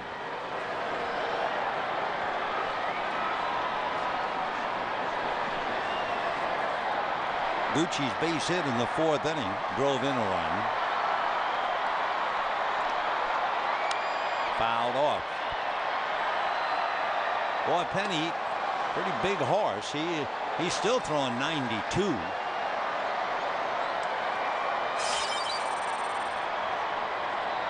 However, I think this is going to be his last inning. He's now up to 114 pitches. Down in the bullpen earlier, Chan Ho. Now Scott Proctor, the right-hander, Joe Beimel, the left-hander. So one way or another, Penny's done after this. There goes Giles, and it's fouled at the plate.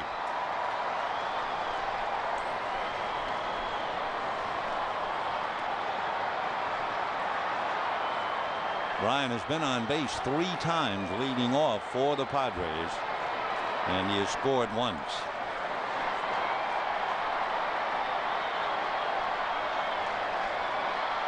One and 2.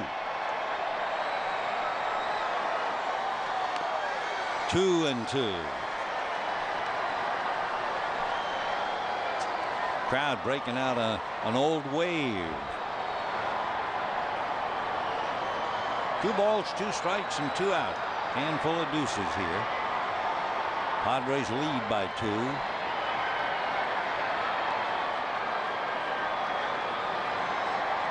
Padres came here with a 2-game losing streak. Dodgers arrived home with a 3-game losing streak.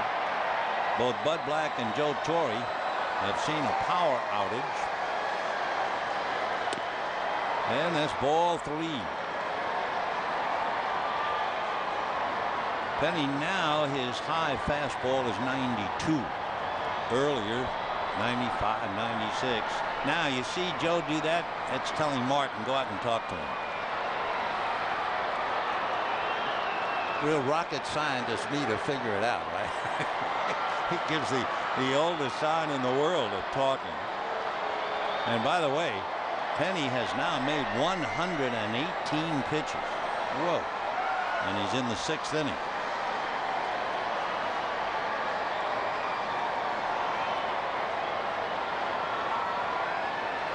So they're not going to hold Giles on with 2 out. He'll be off and running. There he goes. Ground ball to DeWitt. And Blake makes the play. So 119 pitches in 6 innings. And at the end of 5 1/2, 4-2 San Diego.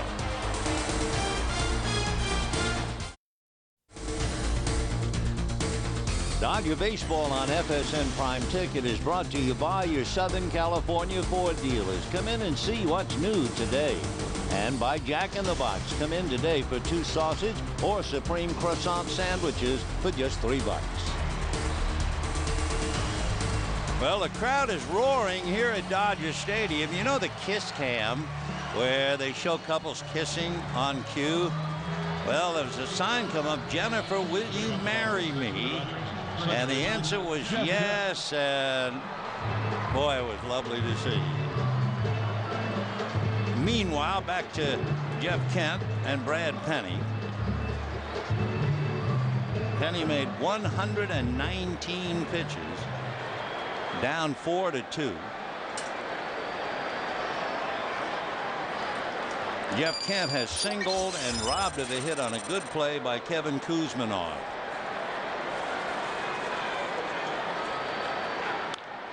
Fouled away.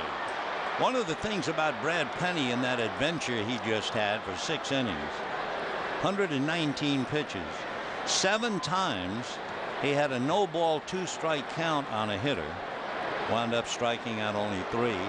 7 times he had 3-ball counts on hitters and he walked 2. 1-1.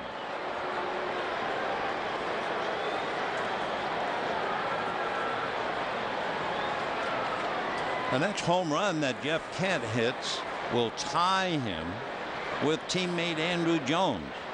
Jeff has 367 home runs. 1-2.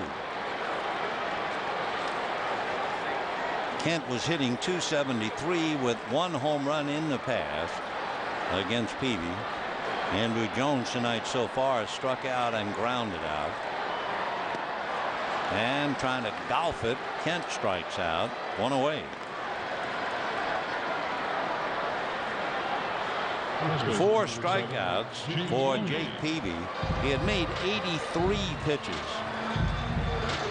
coming into the inning. Now here's Loney. James with a 9-game hitting streak grounded into a double play and popped up.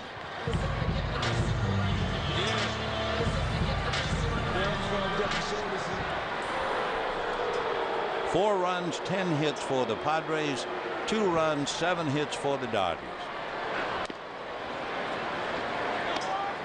Down in the bullpen, Joe Beimel with 2 left-hand hitters, 2 of the 3 coming up. Gonzalez and Edmonds, so Beimel's getting ready. And a drive to right. That should carry all the way. Back goes Giles. It is gone in the bullpen. Padres 4, Dodgers 3, and Loney is now hit in 10 straight.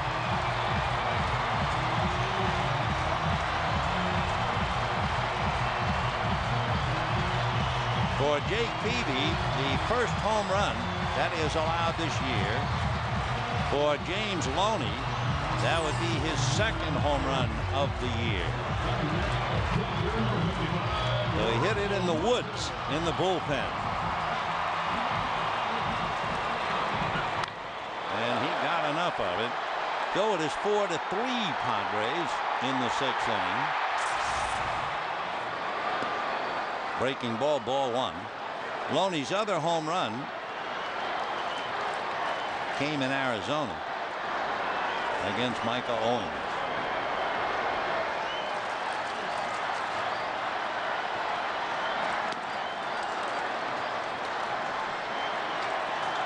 Down in the Padre bullpen, Joe Thatcher, a left-hander, begins to loosen up as Loney gets the Dodgers closer.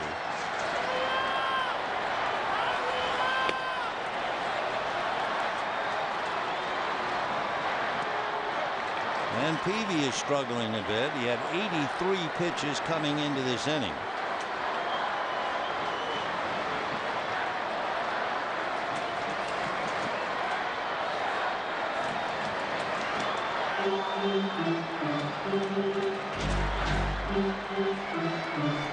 2-1 the count to Russell Martin.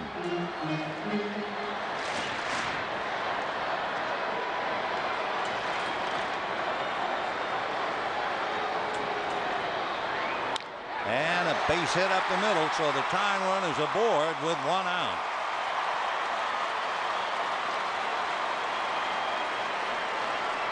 When the Dodgers faced Peavy in San Diego, he was under complete control from the moment the echoes of the national anthem disappeared from the park.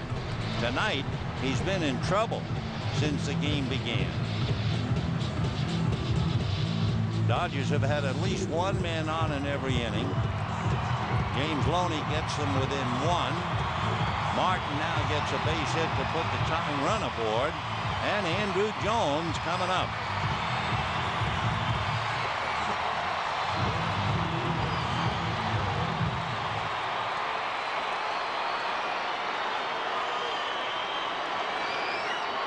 Slider, slider, slider. That's really all that Andrew Jones has gotten.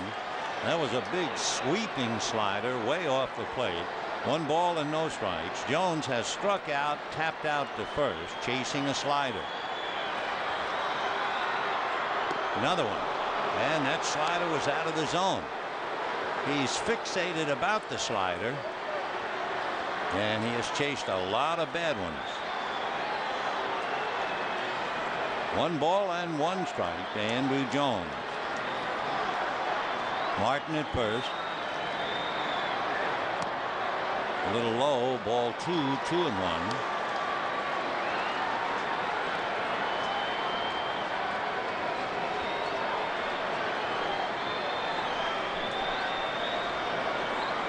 Kid from Curacao, Andrew Jones.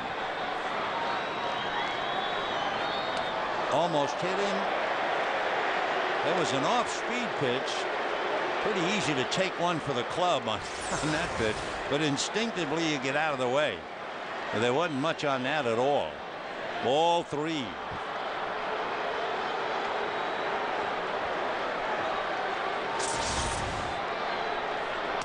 Fastball for a strike. First fastball he's seen. 3-2, 1 out. Now Jones has been striking out a lot. Martin is the tying run at first. If you're Torrey, do you run Martin? Well, we'll see. There he goes. On a pop fly, back to first, down the line, backhanded by Gonzalez.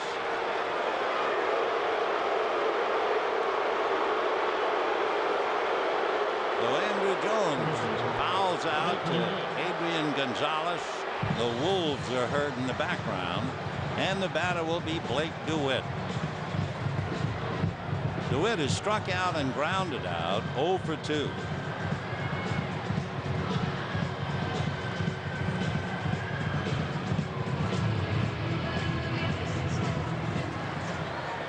DeWitt hitting .233.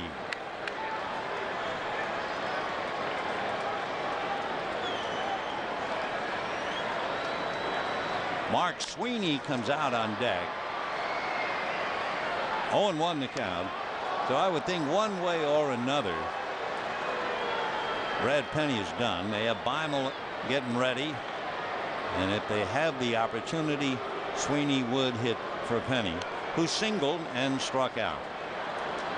So now that play by Scott Hairston throwing Martin out at the plate is the difference. It's 4-3 San Diego.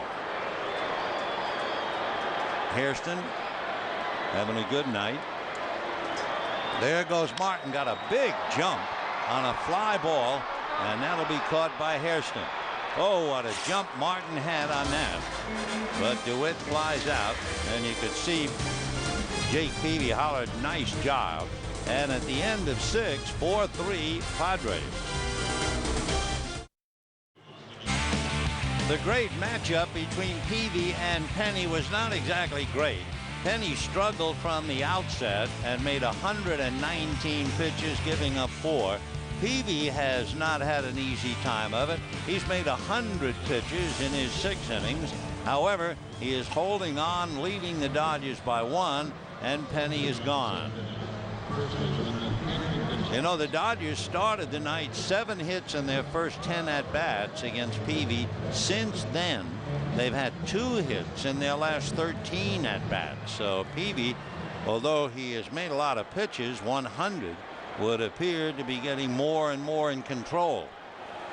So Joe Beimel will be asked to hold that Tiger. He'll pitch to Gonzalez, Kuzminov, and Edmonds. Fouled away. Take a look at the pass to see if we can learn anything. Joe Beimel facing Gonzalez. Gonzalez is 1 for 10, and he has struck out 3 times. Single to right, hit into a force play, single to center. Squirts that one back to Beimel. 1 away. The Padres, third baseman number 5. Joe is due to lead it off in the bottom of the 7th inning, so this will be a brief assignment for him. Now Kuzminov, single, fly to left, fly to right. He's hit in 10 of 11 games, and he is 2 for 6 in the past against Beimel. Kevin hitting .302. And promptly hits it into left field for a base hit. So Kuzminov 2 for 4 with a single to left, and the batter is Jim Edmonds.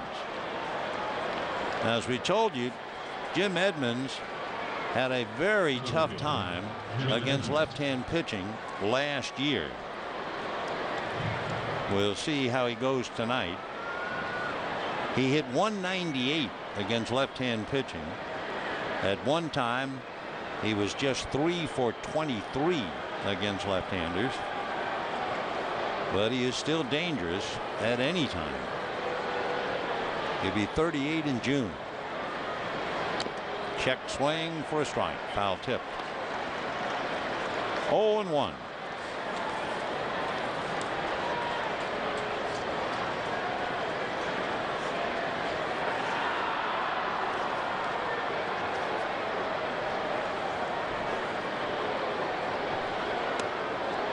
In February, a couple of years ago, and then in the spring of this year, owing to off-season workouts run by a SWAT officer in the Los Angeles Sheriff's Department, Edmonds really worked hard to improve his strength and his speed.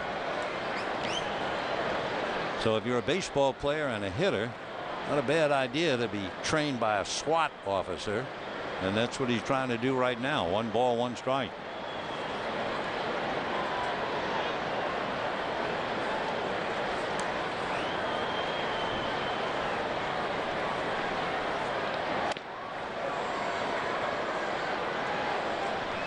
Two and 1 the count.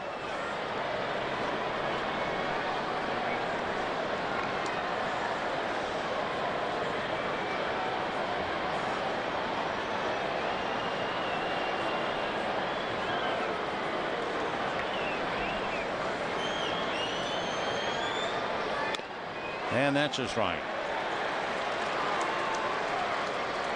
Joe Beimel working on Jim Edmonds. You may remember, you probably saw Edmonds' catch on some highlight film. It happened June the 10th, 1997. The Royals' David Howard hit it to center field, and Edmonds made a catch that was compared to the great Willie Mays catch in the 1954 World Series against Vic Wertz. Jim said, heck, I made the same catch in Venezuela, but nobody saw it. No big deal. And of course, the reason the Mays catch will live forever is in the World Series. 3-2 the count with 1 out. Kuzminov at first. 4-3 Padres in the 7th.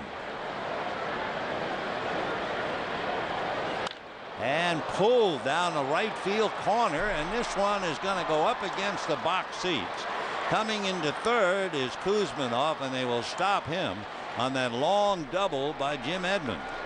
So he might have hit 198 against left-handers last year, but he smoked that one.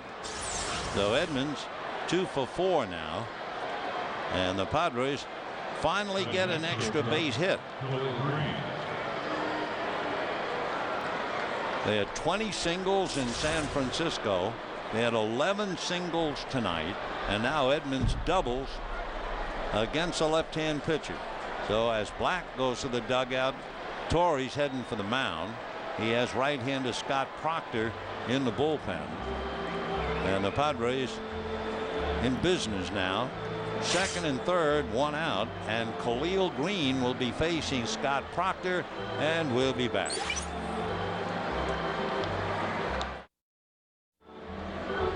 Joe Beimel, unable to keep the Padres away, gave up a single to Kuzminoff and a double to Edmonds.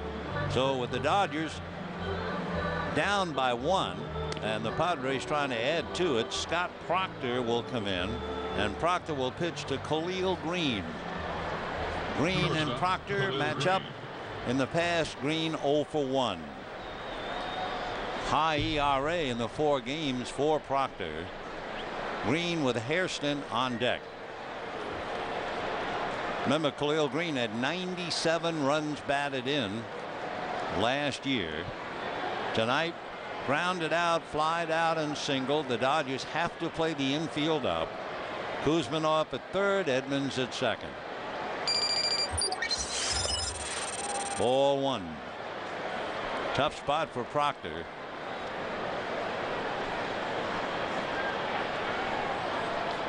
Beimel has done a great job, and it's rare to see him get burned by a left-handed batter, especially one who struggled against lefties last year, Jim Edmonds. But Jim came up with a double to send Kuzminoff to third. 1-1 to Khalil Green. 1 out. On deck, Scott Hairston.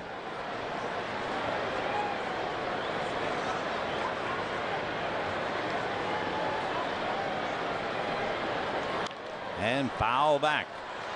So Proctor now trying to put him away without allowing a run to score.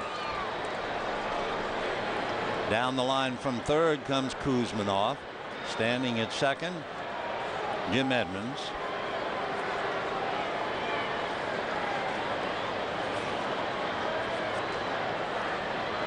Green struck out 128 times, but not tonight. Fly ball deep enough. Jones for the catch. Tagging up at third is Kuzminoff to come in. Holding at second is Edmonds, and it is 5-3 San Diego. So Khalil Green picks up the run batted in. So the Padres trying to snap a little 2-game losing streak here at the hands of the Dodgers. San Diego 5 runs, 12 hits. The first extra base hit, the double by Edmonds, leads to the run. Now the infield back to a normal depth. Edmonds holding at second, and here's Hairston. Single to left, single to center, grounded into a double play. 5-3 Padres. Check swing comebacker, and that'll be that. But the Padres get one on 2 hits and leave one. Final run, and it's 5-3 Padres.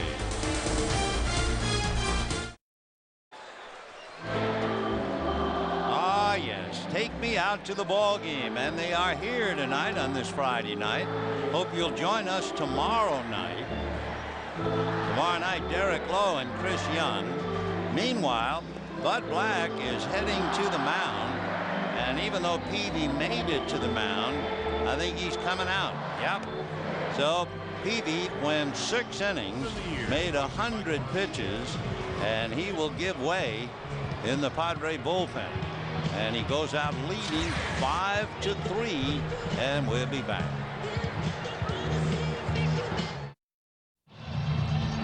Jake Peavy goes out leading 5-3, spent 100 pitches, and what Bud Black did, He waited for Delvin Young to be announced as the pinch hitter, sending Peavy out there. And as soon as Young was officially in the game, then Peavy was given the hook. The left-hander Joe Thatcher turns Delvin Young around. Young, a switch hitter, will now bat right-handed. Foul ball, 0-1. You may or may not remember just the other day the Dodgers were in Arizona. Young was minding his own business down in the right field corner and hit just above the right eye by a fly ball off the bat of Russell Martin. One away.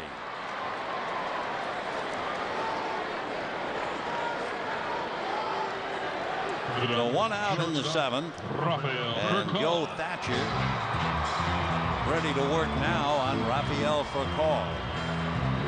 Joe Thatcher, fastball, slider, cutter, and a change.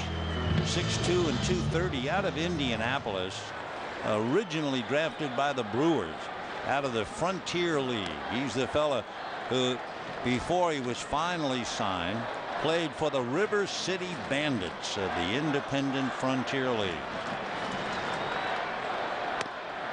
And the Padres, in order to get him, sent one of their bullpen favorites, Scott Linebrink, to the Brewers, acquiring Thatcher. That's a tough spot because Linebrink was not only a personal favorite of the players, he also did a great job, and suddenly Thatcher was replacing him, and he fit right in. 1-2 to Furcal. Bunt, single, and double and walk, bidding for a perfect night. Rafael has hit safely in 7 straight. Line, fair ball down the line, on his way for not only his second double. In fact, he's going to go for 3, and he will make it. So Rafael Furcal, the spearhead of the attack for sure. A healthy Furcal is really worth the money just to watch him play. And he probably hits one down the line for a triple. And the batter will be Juan Pierre.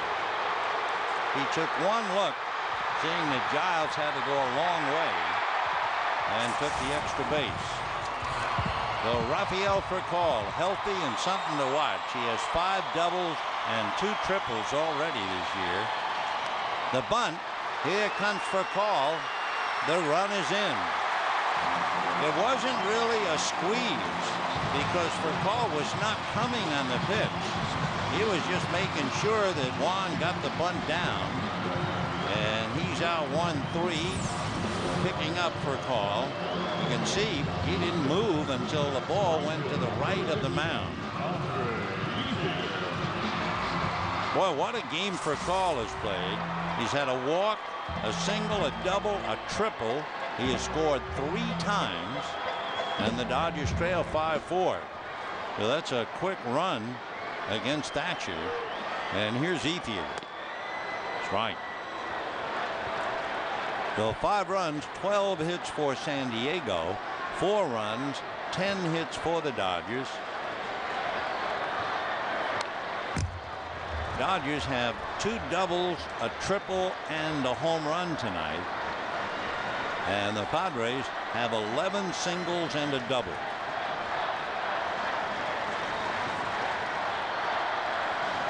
Oh, 0-2. Loney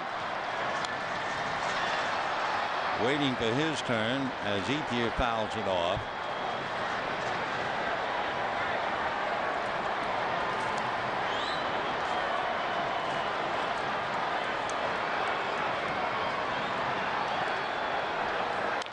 That's going to go foul down the line. Still 0-2. Thatcher has a fastball that has a bit of a cutter on it. He throws it to right-hand batters. Changeup is really in the developing stage. Sneaks that fastball to Khalil Green. For the Dodgers, Furcal triples and Pierre bunts him home. And at the end of 7, 5-4 San Diego.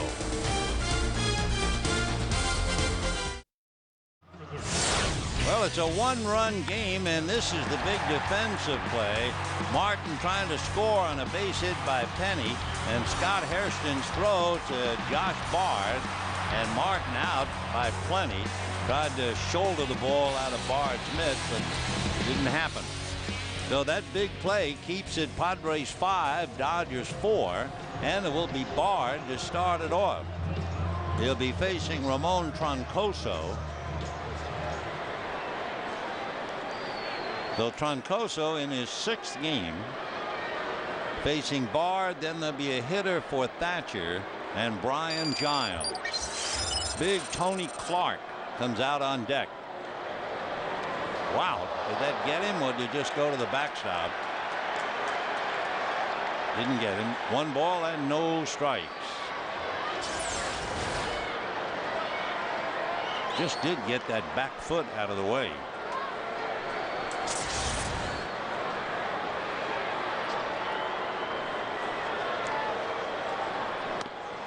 That's a strike. Bard walked, singled, scored a run, grounded out. So he's 1 for 2, hitting .308. There's big Tony Clark at 6'7" on deck.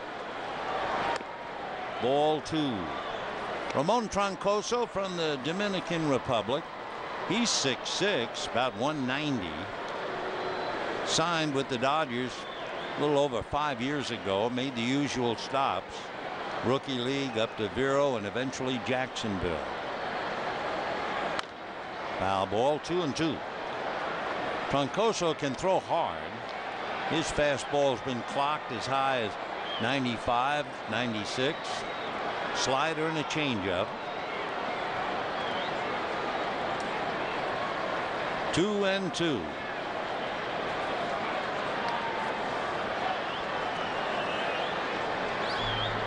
Troncoso, 25 years old. Hit wide a third to DeWitt. It's gone away. Now Tony Clark coming up. Tony out of Newton, Kansas. Lives over in Glendale in Arizona.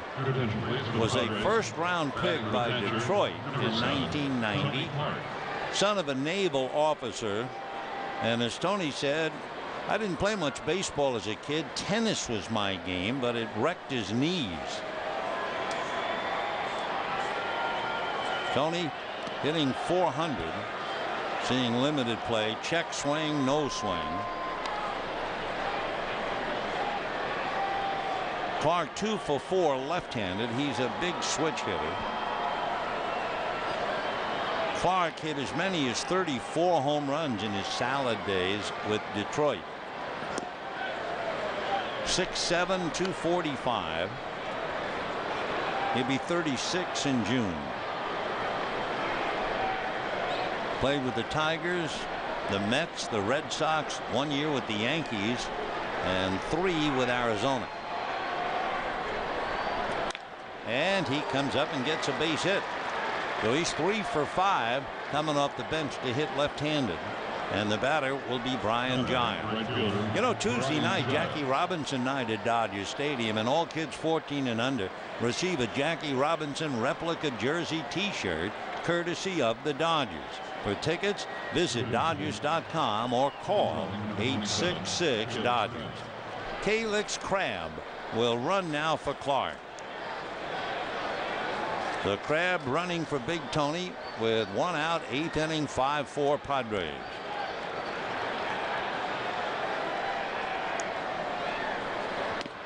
That's a strike.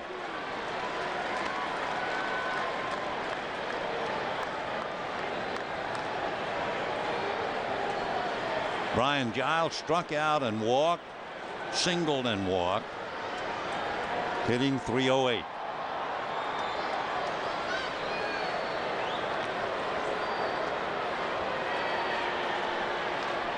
Five runs, 13 hits for the Padres, 4 runs, 10 hits for the Dodgers.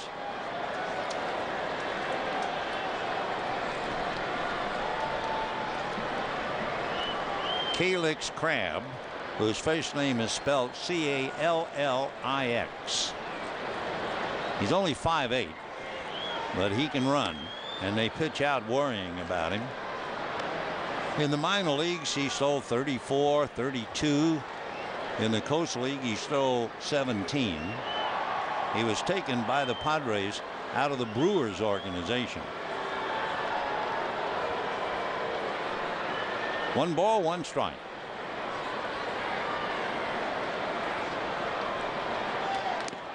Off the plate, ball 2. Crabb is from St. Thomas in the Virgin Islands. Went to Manatee Junior College in Florida.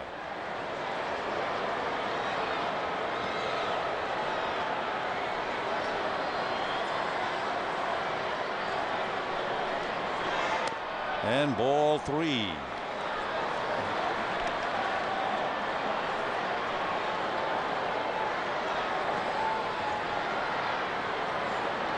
Three and 1 to Giles. Tad Iguchi is on deck.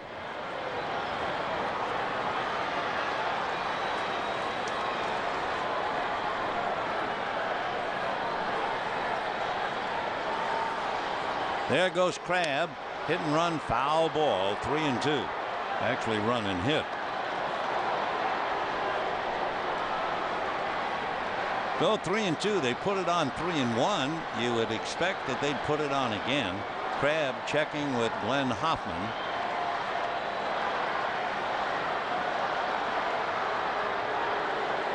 Hoppy has hung out the sign.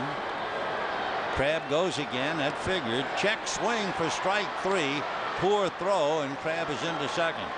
So Giles unable to hold up. That's a big out. Strikes out as Crabb steals second base. So now Tad Iguchi trying to pick him up. Iguchi is 1 for 4, singled in the 4th inning to drive in a run. Every spot in the San Diego lineup has a hit. Several fellows have 2.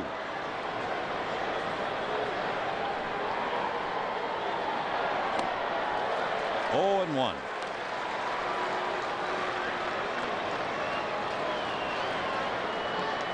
Three of San Diego's 5 runs have come on singles tonight, each time with 2 out. 0 and 1. 1 and 1. 91-mile-an-hour fastball. Remember, we told you the Padres came into this game hitting .295 against right-handers. Jim Edmonds, the one left-hand hitter in the lineup. Ball 2, 2 and 1. Despite the fact they were hitting .295 against right-hand pitching, they were 15th in the league in runs. No extra base hits. Tonight they have 1. They have 12 singles and a double as Bud Black and Kevin Kuzminov have a little conversation about Troncoso, I'm sure. 2 and 1. Check swing, foul ball. 2 and 2. Tomorrow night, Derek Lowe and Chris Young. Sunday afternoon, Greg Maddux and Chad Billingsley. Penny, Beimel, Proctor, and Troncoso, Peavy, and Thatcher for San Diego.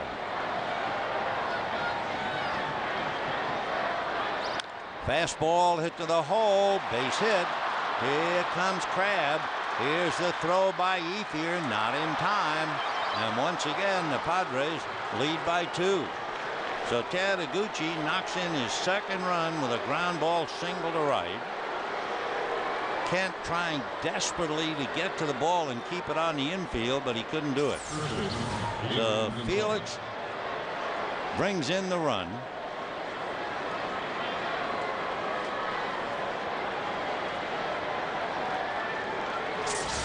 Six runs on 14 hits for the Padres. 4 runs, 10 hits for the Dodgers. So near and yet so far for Kent. And now Adrian Gonzalez with Iguchi at first base.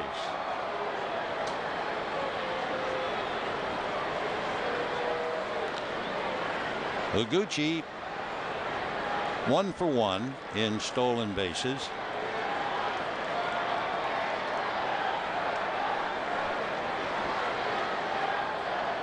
Gonzalez singled twice. He's 2 for 4, hitting .326. When the Dodgers come up in the bottom of the 8th inning, they'll have Kent, Loney, and Martin. And time, Honeycutt gone out to talk to Troncoso.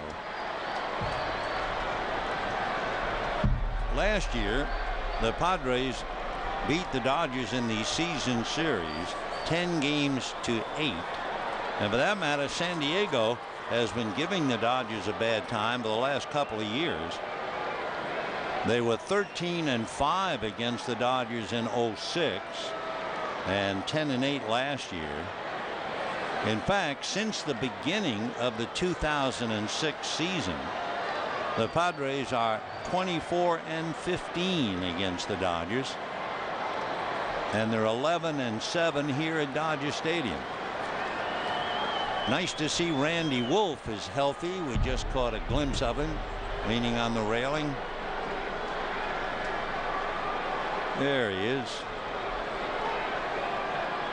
Coming back to Dodger Stadium, but in the uniform of the San Diego Padres. Ball 2 to Adrian Gonzalez.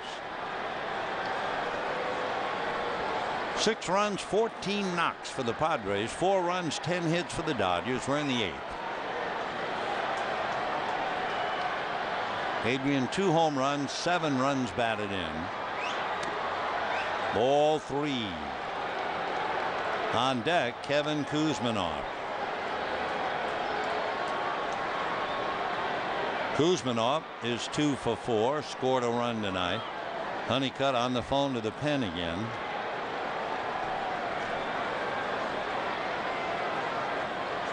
Dodgers led 2-0 in this game. Then the Padres took over 4-2. Dodgers got close 4-3. Padres made it 5-3. Dodgers got close 5-4, and the Padres now have opened it 6-4. Down in the Dodger bullpen, Chan-Ho Park begin to warm up again for the second time tonight.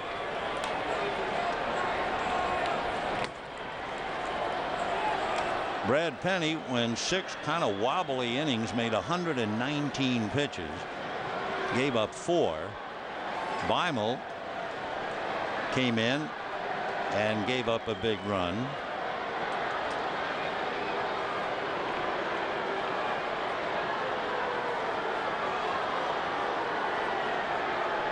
So Kuzminov twice has single left.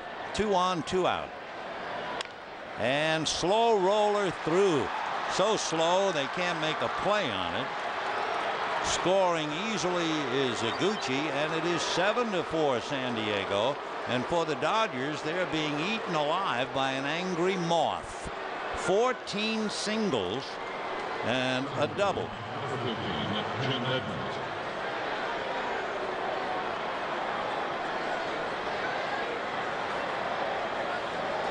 Kuzminov is 3rd hit and a run batted in. So Troncoso comes in and gives up 2 runs. Let's see if Martin has been sent out there. That also gives Chan-Ho Park a chance to throw a little bit. And the batter will be Jim Edmonds.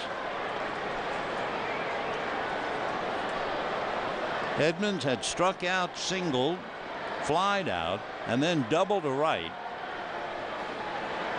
That set up a run in the 7th inning. 0-1.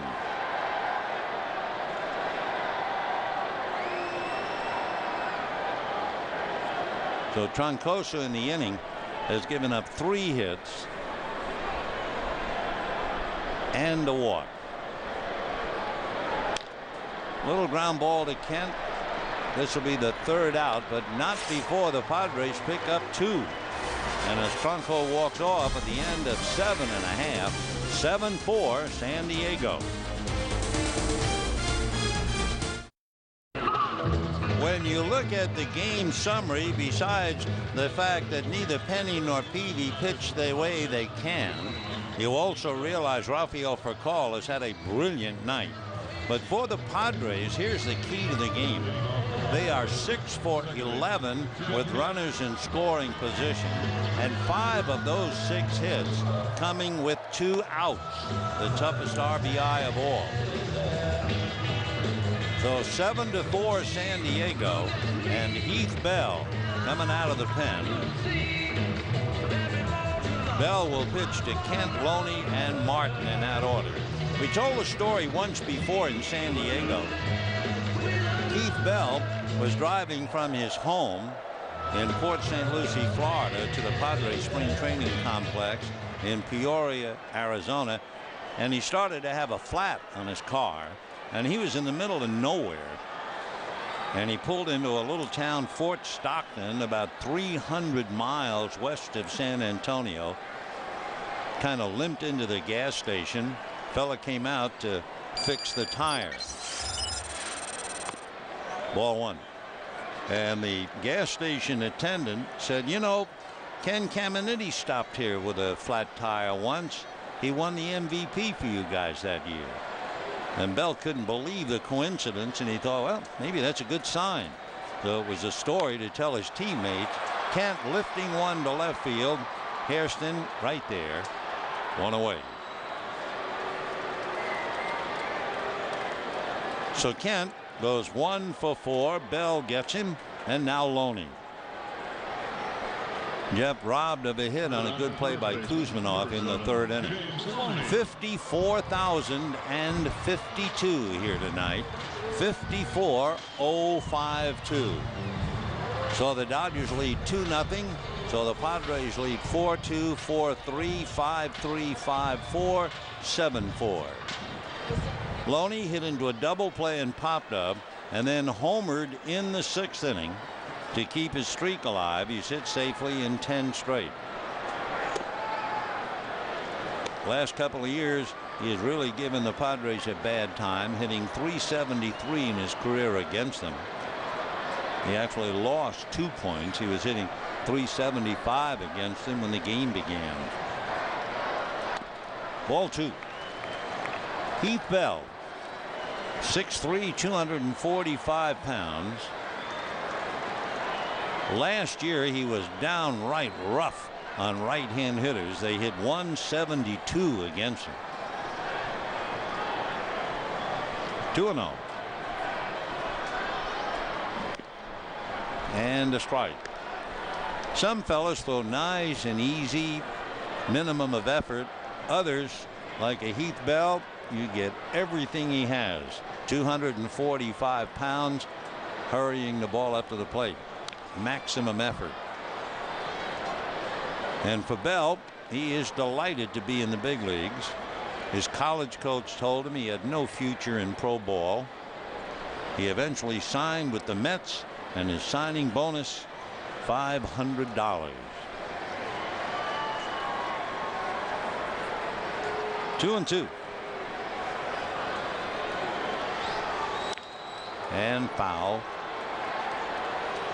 Bell with a fastball, slider, change, and a very good splitter.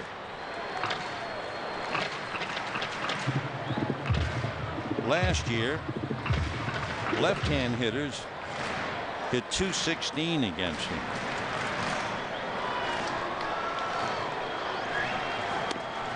That fastball really took off.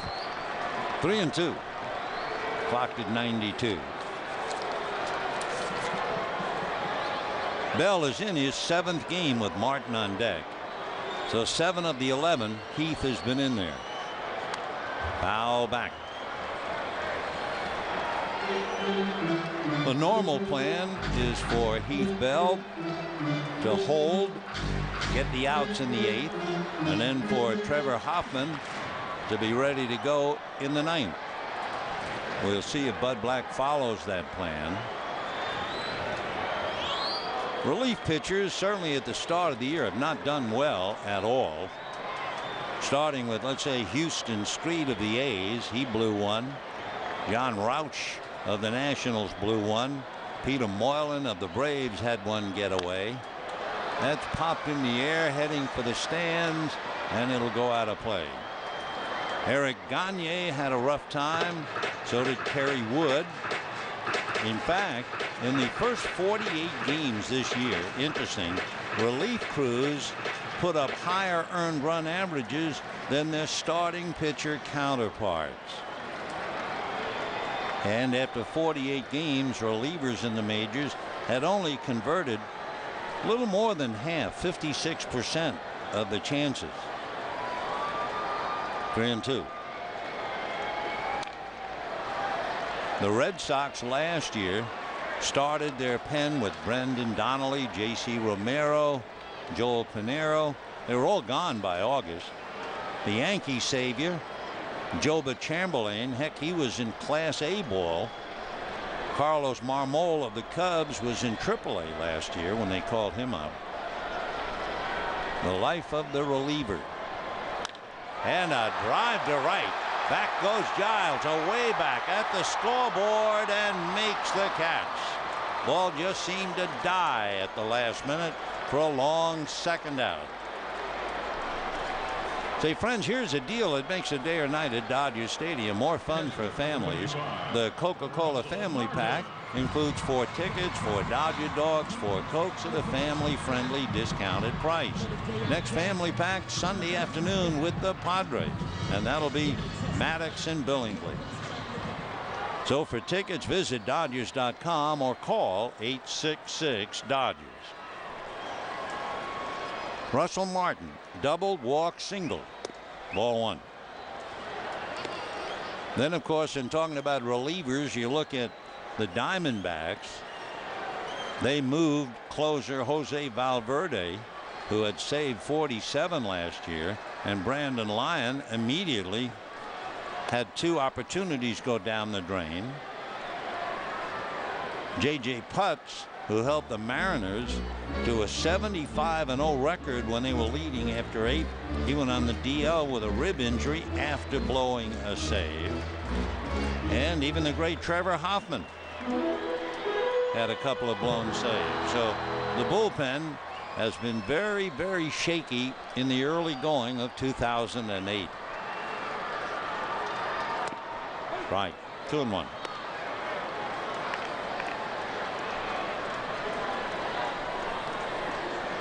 When you realize that Martin was converted to a catcher a little more than 4 years ago, and he's already won a Gold Glove at that difficult position, that's rather amazing. 3-1 to Russell. 7-4 Padres. Bottom of the 8th.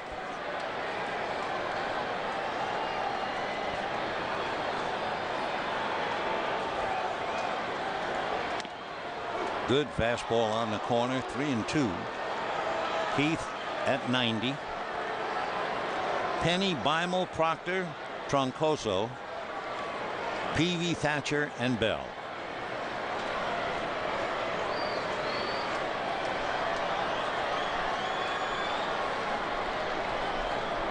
Fastball. Still 3-2.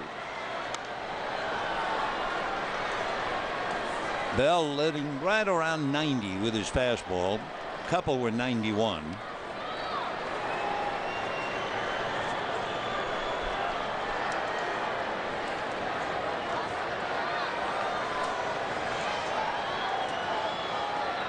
Heath is from Oceanside, lives in Tustin.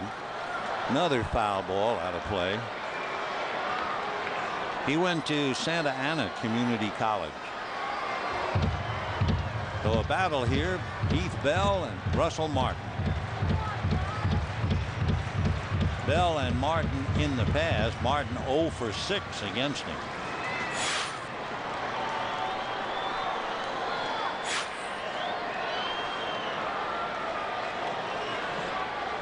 Fastball. And right in front of it is Iguchi. Tad throws him out. Dodgers done in the 8th. And at the end of 8, it's Padres 7 and the Dodgers 4.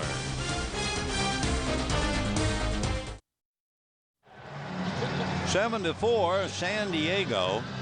Dodgers took 2 out of 3 from the Padres down south. Chan-Ho Park will become the 5th Dodger pitcher. Penny, Beimel, Proctor, Troncoso, and Park. Of course, the Dodgers, while they were in San Diego, the last game there was Kuroda, Park, and Broxton on Wednesday. Day before, Billingsley, Quo, Troncoso, and Broxton. Loaiza only went 4 innings in the first game in Arizona. Then Penny went 6 tonight. So Chan-Ho Park getting ready to pitch to Khalil Green.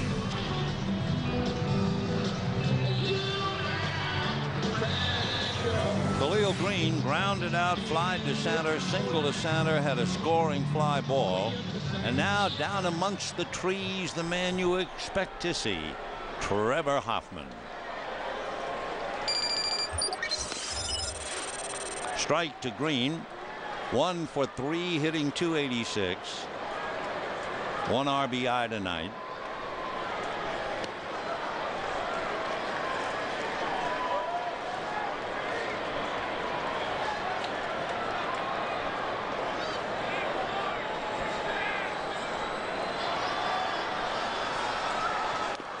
Off the plate, 1 and 2. So after Penny made 119 pitches, Beimel made 9, Proctor made 5, and Troncoso had a rather long inning. Big bouncer, tough throw from the line, and DeWitt, a little fancy footwork at the other end by James Loney. 1 away.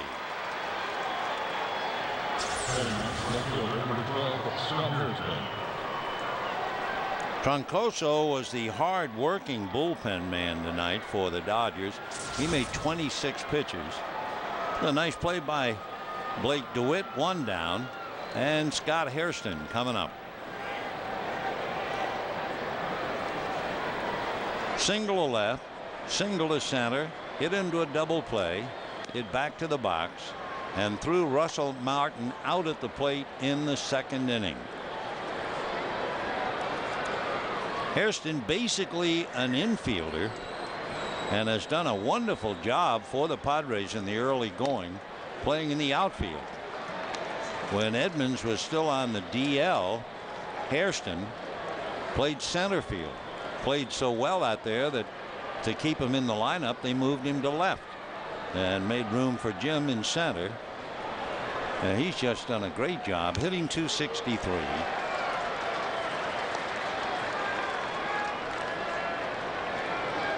Hairston hit 8 home runs for the Padres last year in 87 at bats. He hit 2 more home runs for them today, not today, this year. So he became the first Padre to have 10 home runs in less than 100 at bats. Slicing fly ball coming to Andre Ethier. 2 down. When the Dodgers come up in the bottom of the 9th, they have Andrew Jones, Blake DeWitt, and a hitter for Park.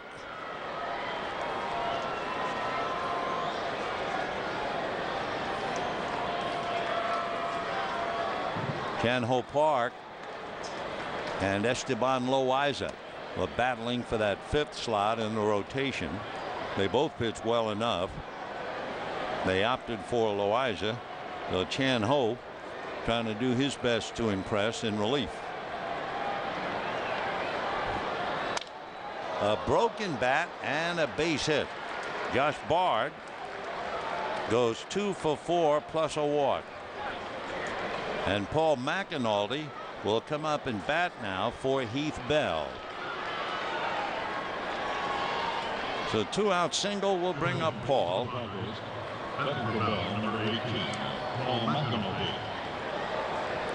For McAnally, a case of a boy coming home. McAnally, born in Oxnard, went to Long Beach State. Went to a lot of games here at Dodger Stadium with his dad.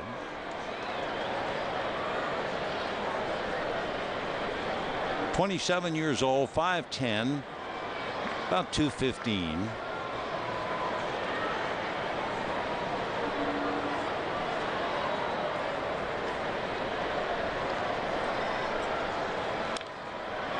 Little jammer, and he fouled it back. 0-1.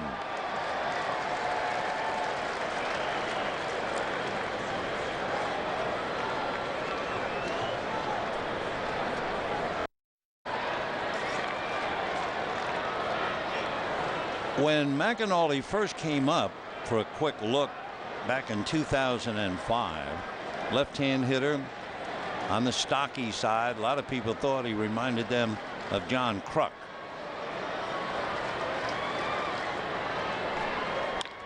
Little ground ball to Furcal. Quick feed to Kent. That's that. No runs, one hit, a man left. We're heading for the bottom of the ninth. 7-4, San Diego. For 12, but 61 of his career saves had been against the Dodgers. Trevor was born in Bellflower, lives in Del Mar, went to school at the University of Arizona. Like his brother Glenn, he was originally a shortstop. He will be 41 in October.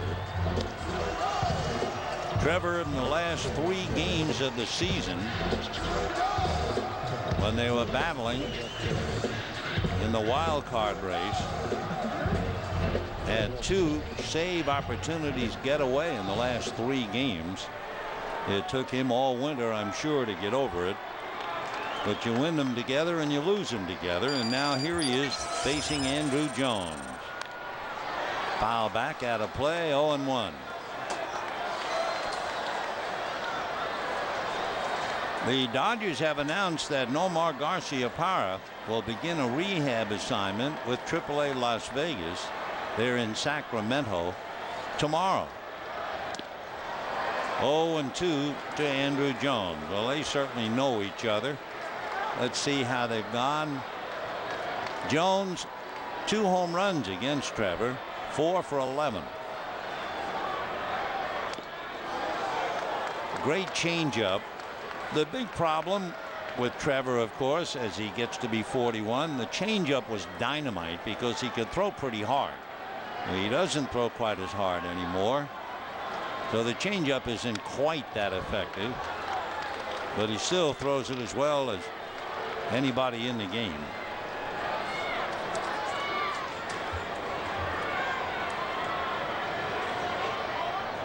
The Padres got Trevor Hoffman way back 15 years ago when they sent Gary Sheffield to the Marlins.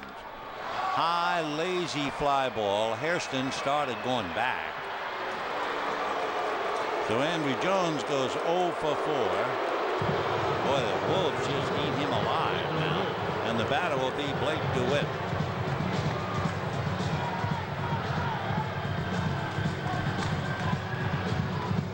Blake DeWitt struck out, grounded out, flied out, 0 for 3. And Mark Sweeney, who almost had an at-bat earlier, is now on deck.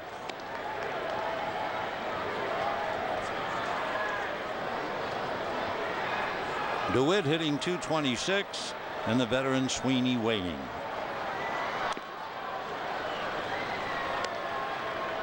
Tomorrow night, game 2, Derek Lowe and Chris Young. Sunday afternoon, Chad Billingsley and Greg Maddux. Tomorrow night on KCAL 9, Sunday on FSN Prime Ticket.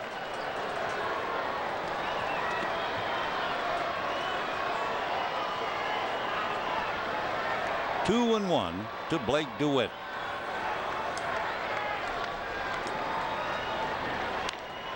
Foul back. 2-2.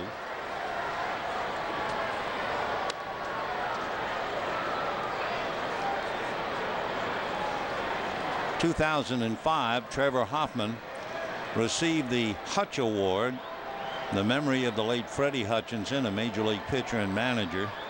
Goes annually to the player displaying honor, courage, and dedication to the game, both on and off the field. And I can tell you, Trevor is a worthy recipient.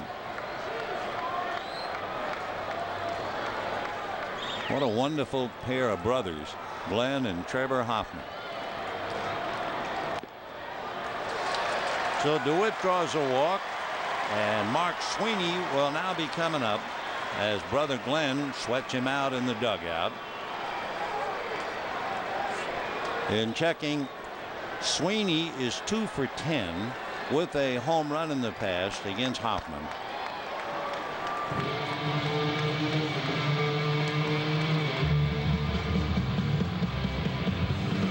Sweeney will be 39 in October.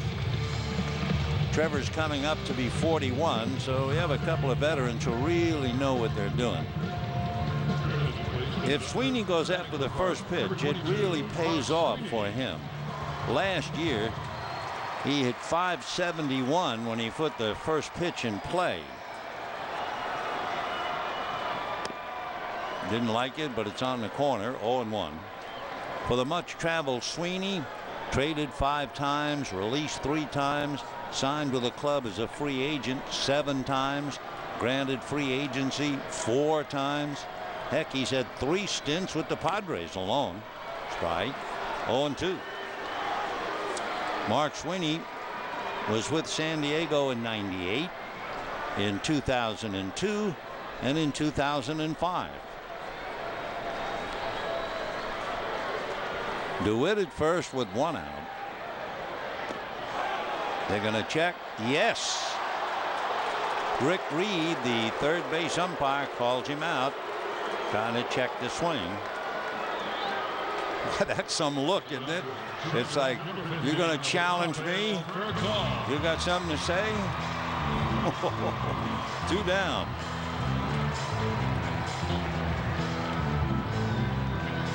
Here is Rafael for a call. What a night he has had. A walk, a single, a double, a triple. He has scored 3 times. With the runner going, you're not paying attention to DeWitt, so that will not be a stolen base. 1-0 to for call. Juan Pierre on deck. 2 out in the 9th. 7-4 San Diego. 2-0.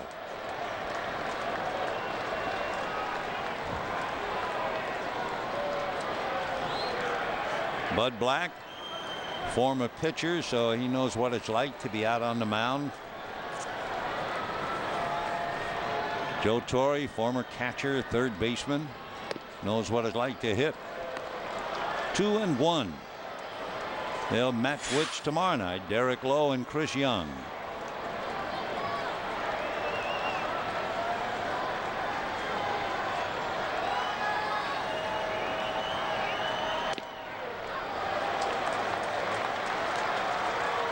Arizona beat Colorado. They've beaten Colorado 4 straight. So the Dodgers, unless they do something, will be 4 games back of Arizona after 10 games. So it's a perfect night for Rafael as Hoffman now walks 2, and the batter is Juan Pierre. Juan Pierre. Coming into tonight's game and looking at Hoffman's numbers, not only an ERA of 12, but in 3 2/3 innings, 5 hits, a home run, and a couple of walks. So he has been struggling. So here's Pierre with 2 out. Looking at ball 1. Hoffman and Pierre. Juan is 2 for 10 in the past.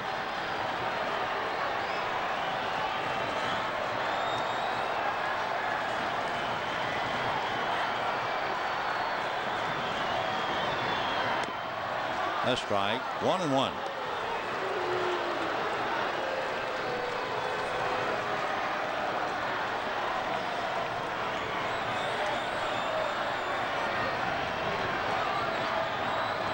One ball, 1 strike.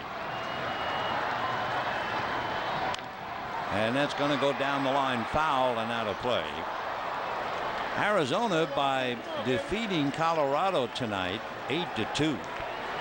The Rockies have won 7 straight. They are on a tear. I should say the D-backs. The Rockies have lost 4 straight to Arizona to contribute to it. So the Dodgers trying to get off the floor here with 2 out in the 9th inning, trailing by 3. And on deck, Andre Ethier.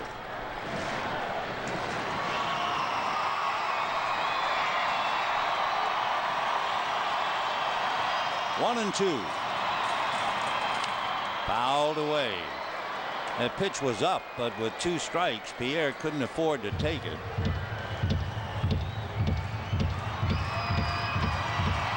Juan just trying to keep the inning alive.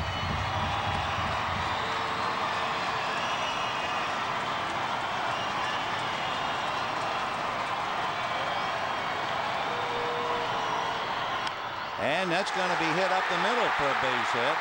Edmonds will just get it back to the infield. Scoring is DeWitt. So it is 7-5 San Diego. And certainly Trevor Hoffman has not been impressive at all here in the inning. So Pierre's second hit, second run batted in. DeWitt moving home with the run. So Hoffman has faced 5 hitters. He's gotten 2 outs, but he's also walked 2 and given up a hit, enough to give Bud Black an anxious moment. And Bud is saying, hold everything. 2 on, 2 out. He wanted Bard to stay up. Now Josh settles into a crouch. And here is Ethier with the tying runs on base. Strike.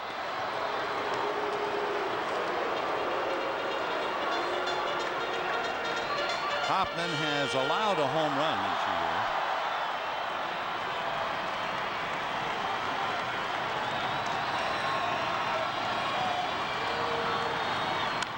Ground ball up the middle.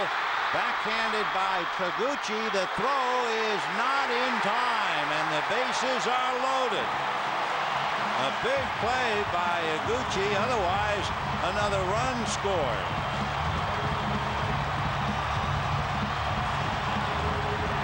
Trevor Hoffman is hanging on by a thread. Bud Black is trying to show faith. There's no one throwing in the San Diego bullpen. That almost got through. And now with the bases loaded, Jeff Kent. A big play by Tad Taguchi. Kent single to left, grounded out, struck out, flied out. The 2 veterans hook up again. Kent hitting .231 against Hoffman, and this park has come alive. Fouled away. Jeff Kent has 4 grand slams. The last one came back in 2005 in Colorado. So for call at third, Pierre at second, Ethier at first, and a couple of rabbits in scoring position in Pierre and for call. 0-1. 0-2, and Hoffman giving him his best breaking ball at 81. On deck, James Loney. So the Dodgers 2 walks and 2 singles, scored 1.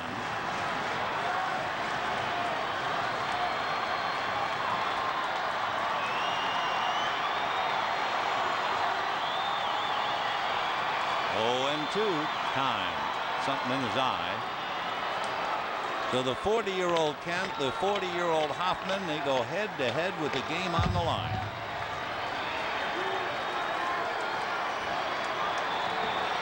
For call at third, tying run is Pierre at second, Ethier at first. 0-2. Fouled right into Bard's mask. Still 0-2.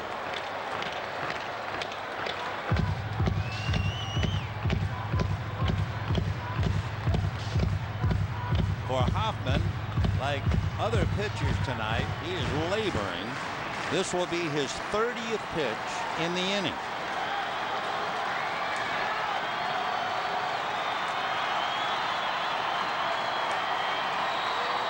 Light breeze blowing to left. Check swing. They're going to look. No swing.